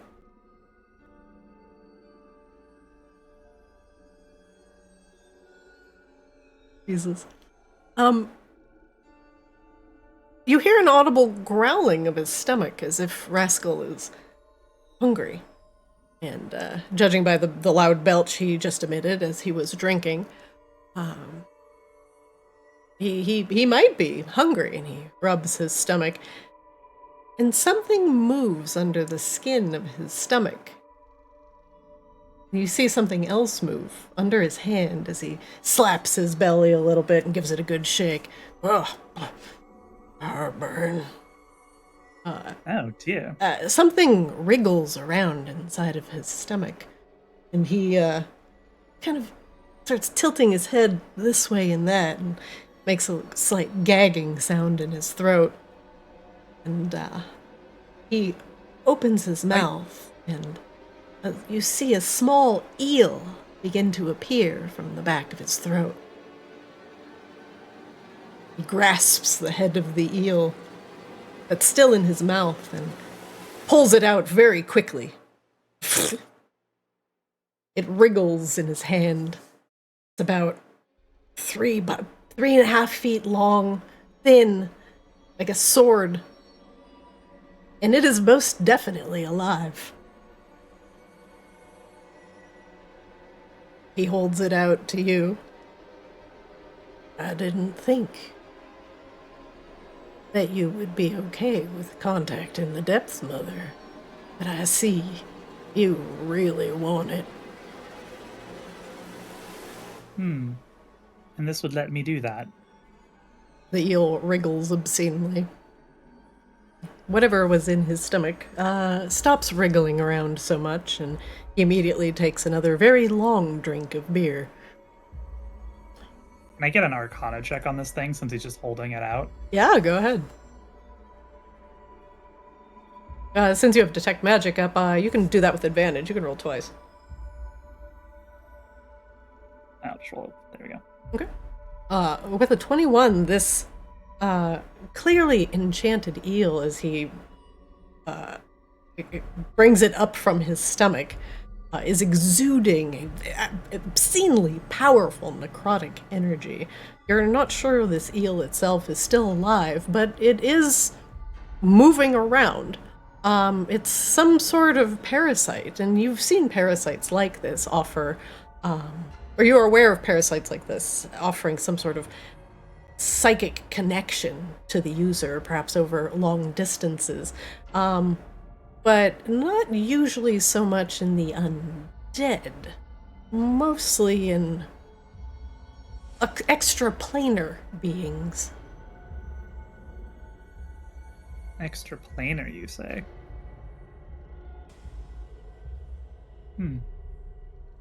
That is interesting, Rascal.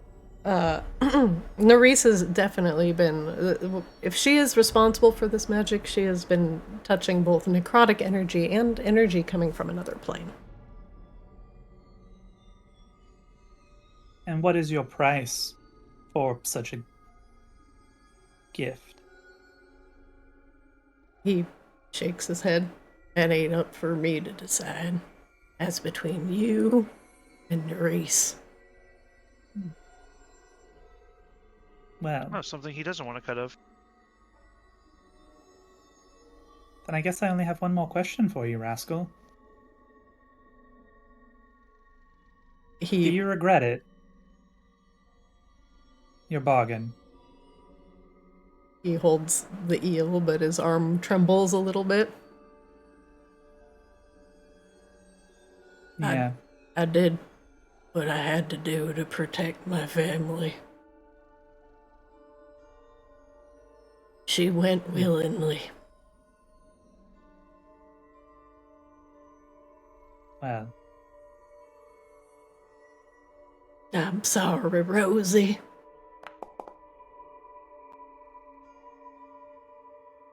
Gribella will frown at this. He's telling the truth. Although he has been infected by one of these parasites from Narcissa, although you can't tell, at least what they are, what kind of effect they are having on Rascal, you can definitely tell that he is being sincere about it. He is protecting the Reef and his family at the cost of Rosie. Kozlo is just going to start slowly walking towards him. Just like staring directly at him. Are you still shapeshifted? I am, yeah. The eels in his gut begin to gyrate again. The one that he's currently holding in his hand wraps around his arm, kind of like a gauntlet.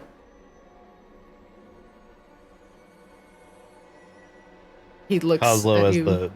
as the Cosbold is just like glaring at him really closely, kind of at the moment trying to suss out if Rascal actually recognizes him or not.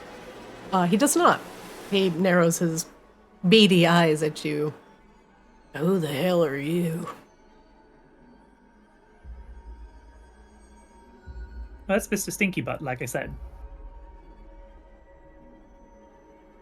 This is between me and the missus. You're too small to sell. Go on. Get. Kozlo will reach up and take off his hat and reach into his bag and pull out a bomb. Oh god! did the Arya Stark. Oh no!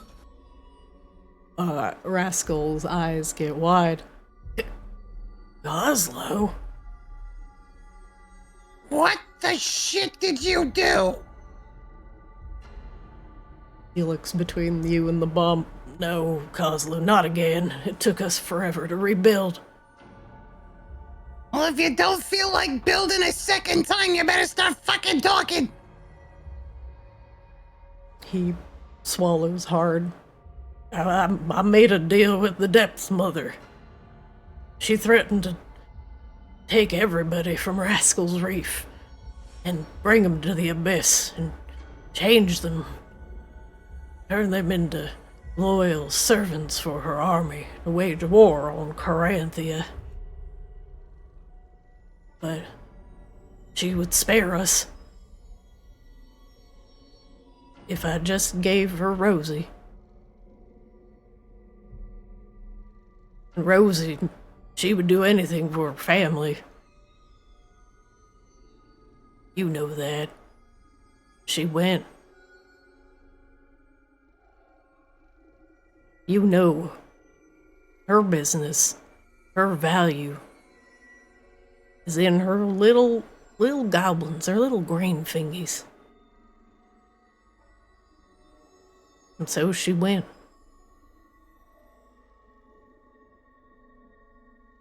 Kozlo will light the fuse on the bomb and just sort of hold it up, letting it start to, like, Hey, burn whoa, away. whoa, wait, hey, Where is she? They took her to the Abyss. They're gonna change her like some of us got changed. Is that what's going on with Roscoe's stupid guild bullshit? Makes it easier for us to go down and bargain. Makes us stronger. Kozlo's gonna shoot a glance at Rain that's just like, I fucking told you the gill shit was important.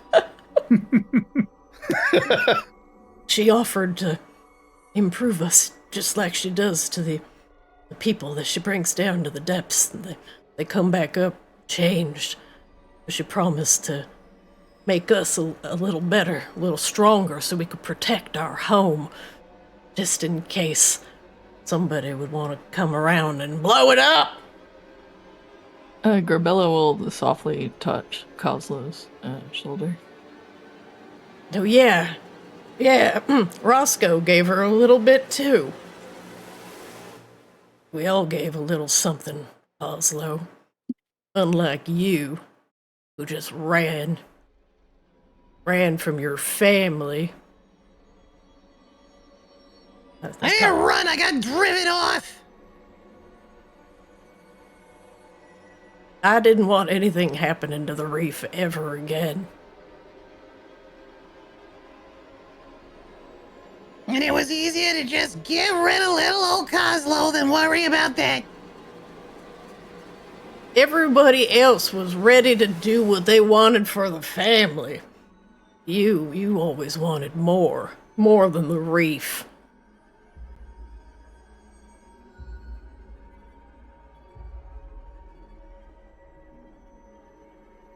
Are you happy now, Kozlo? Are you big businessman?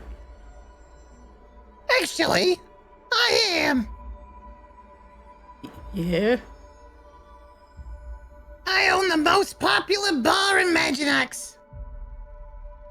He does. And we run the docks. You run all that? It turns out sometimes when a little goblin's just trying to figure shit out, well, they figure it out. Listen, you know, sometimes it's alright to cheat a little bit in order to get your way, to push yourself, step on everybody when you're making your way up to the top. Sometimes you just gotta get a little outside help. I had an Reese, and you got, well, this lass The big stony lass. That bird, and I'm assuming that kobold. If Rascal wanted to look at Gorilla a little bit closer, there would be some flames in her eyes at this point. Rascal's eel is digging a very painful indent into his arm. You know, I used to look up to you a lot. I always wanted to be like dear old dad. That's why I went off looking for all this shit in the first place. But now it looks like you're just as stupid as anyone else. I made a good deal for the family. There wouldn't be no rascals, Reef. You wouldn't be standing here. It'd be open ocean. Your mom, me, your sissies, your brothers, all dead. What are my choices when everything is wrong?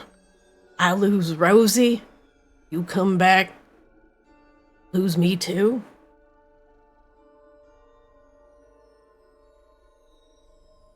Kozlo will hold the bomb up over his head, and the fuse is now getting very short. Come on, And he Kozlo. just looks and he's like, You know, I'm starting to think maybe we'd all be better off without this place. No, Kozlo, we built this with our hands. We made a home here. We escaped. We went through a lot, Kozlo, me and your mom. I'd do anything to get her back. Rain cocks an eyebrow at that statement. The eels in his stomach are now wriggling violently. I'm feeling very good. So, come on, let's talk about this more.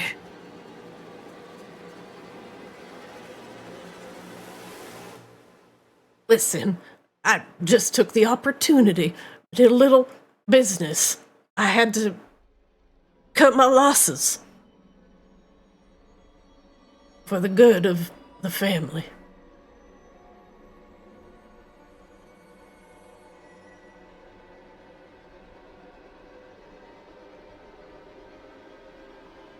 Kozlo will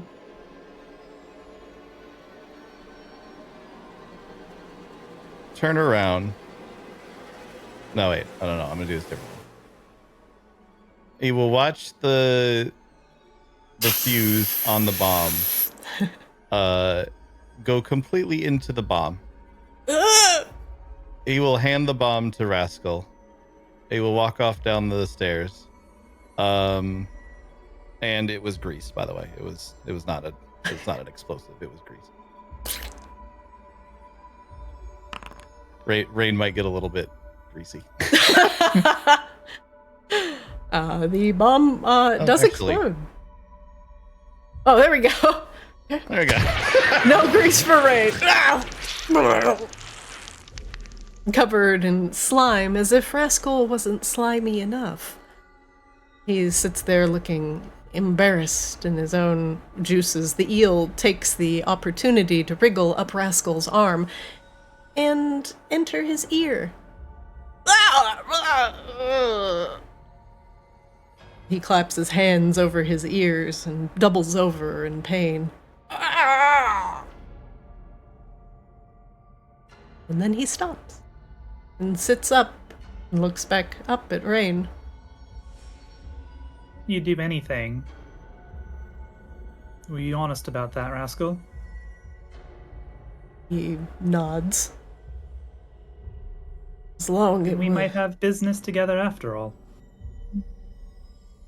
You're just not getting me, sorry, bud. The Rain kind of steps back down. We'll be in touch.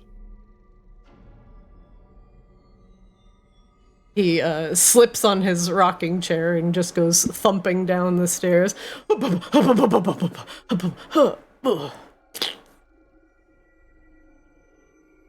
Urbella towers over him. He looks up at you from his pile of grease. Oh, and by the way, I don't want to hear any of this shit anymore about anything I did in the past. Kozlo just walks off. God damn it, Coslow. You know you're awfully lucky, Rascal. Your son's made very powerful friends. Might be good to make some amends with him before it's too late. He might be able to get you out of a bad deal. We all made powerful friends in our own way, I guess. I just was on the wrong side of the coin.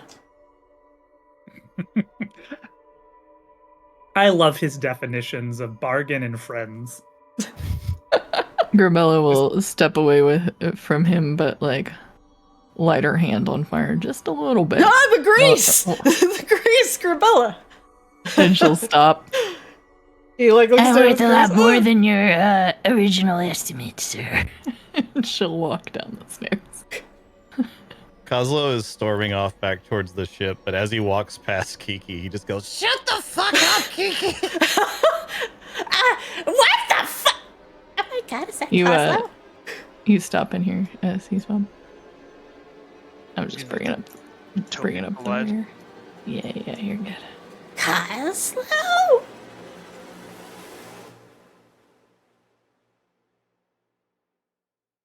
Over the bond. For what it's worth, Grabella, I've only known you for like a week, but I can already tell you're priceless. Nice.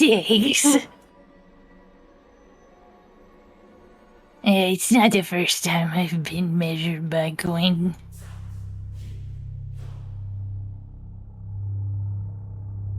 All right. The rest of you, not trusting to stay on Rascal's Reef for a significant period of time, retire back to the SS Silent Arrow, taking the same skiff that was left here back to the ship. And you pass a very confused Almus along the way, who will bring you back to the ship for more information.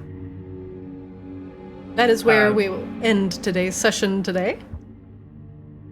What's up, Rain? I was just going to say, in case it matters between now and next session, what Rain would do is she would actually open a doorway to the Magnificent Mansion on the ship Ooh. in Almus's quarters. So Okay. that's actually what Rain. That actually we said we wanted privacy, so if it matters if we do like a bit of a time skip, that's what Rain does. Okay. Totally fine. All right, everybody. Well, turns out Rascal's Reef was very rascally. And you've met some of the extended Greenfinger family. But it turns out Daddy Rascal sold out Mommy Greenfinger in order to prevent Rascal's Reef from being sunk by Nerisse. But a terrible bargain has struck, but he has seemed to profit off of it, and also amplified the abilities of his children. But at what cost? At what cost? That is where we will end today's session. As you return back to the Silent Arrow in your magnificent mansion. And we will go from here next week. Sound good? Yeah. Sounds good. All right, everybody, thank you for the session. And Kozlo, gonna throw it back to you? yeah. All Burn right. this mother down! Burn it down! Burn down Rascal's Reef. And then Grabella, let me know if you want to do the Path of the Zealot Barbarian. And we'll get that ready. Okay. I do. Think we will. Or we do a little bit of franchising out of Kozlo's Den. Different location. Kozlo's Reef. Yeah. Yes. Kozlo's Reef. I gotta run. How about Bye. Kozlo's Maginox? Let's work on that one yet. Perfect. All right, everybody. I will see you next Monday. Have a good night. And y'all. Night, night, everybody. All right, that is it for Arctis today. Whoa. Thank you for watching. We are gonna throw it back over to Kozlo's stream right after this. Thank you for watching. Shout outs to everybody in chat. Goose Comics, hey, Bree Baby, Yumino here. Yo, what's going on, Pwog? Thank you for the bits earlier, etc. Going on, Gothic Medic? Chat is definitely a mimic. Ashton Mel, thanks for hanging out today. Greatly appreciate you guys. Go sub on the YouTube, it's Arctis DD. Remember, we're a teeny tiny channel, and your support is always appreciated. You can check out our shorts and funny moments on Twitter and TikTok at Play Arctis. Just want little condensed funny bits from the sessions. And I'm Zarina. Hey! Thank you for watching, everybody. We will continue with the Rascal's Reef next Monday. And for now, we are going to throw it back over to Kozlo as he continues day 1 million of his streamathon. Thanks for watching, everybody, and I will see you next time.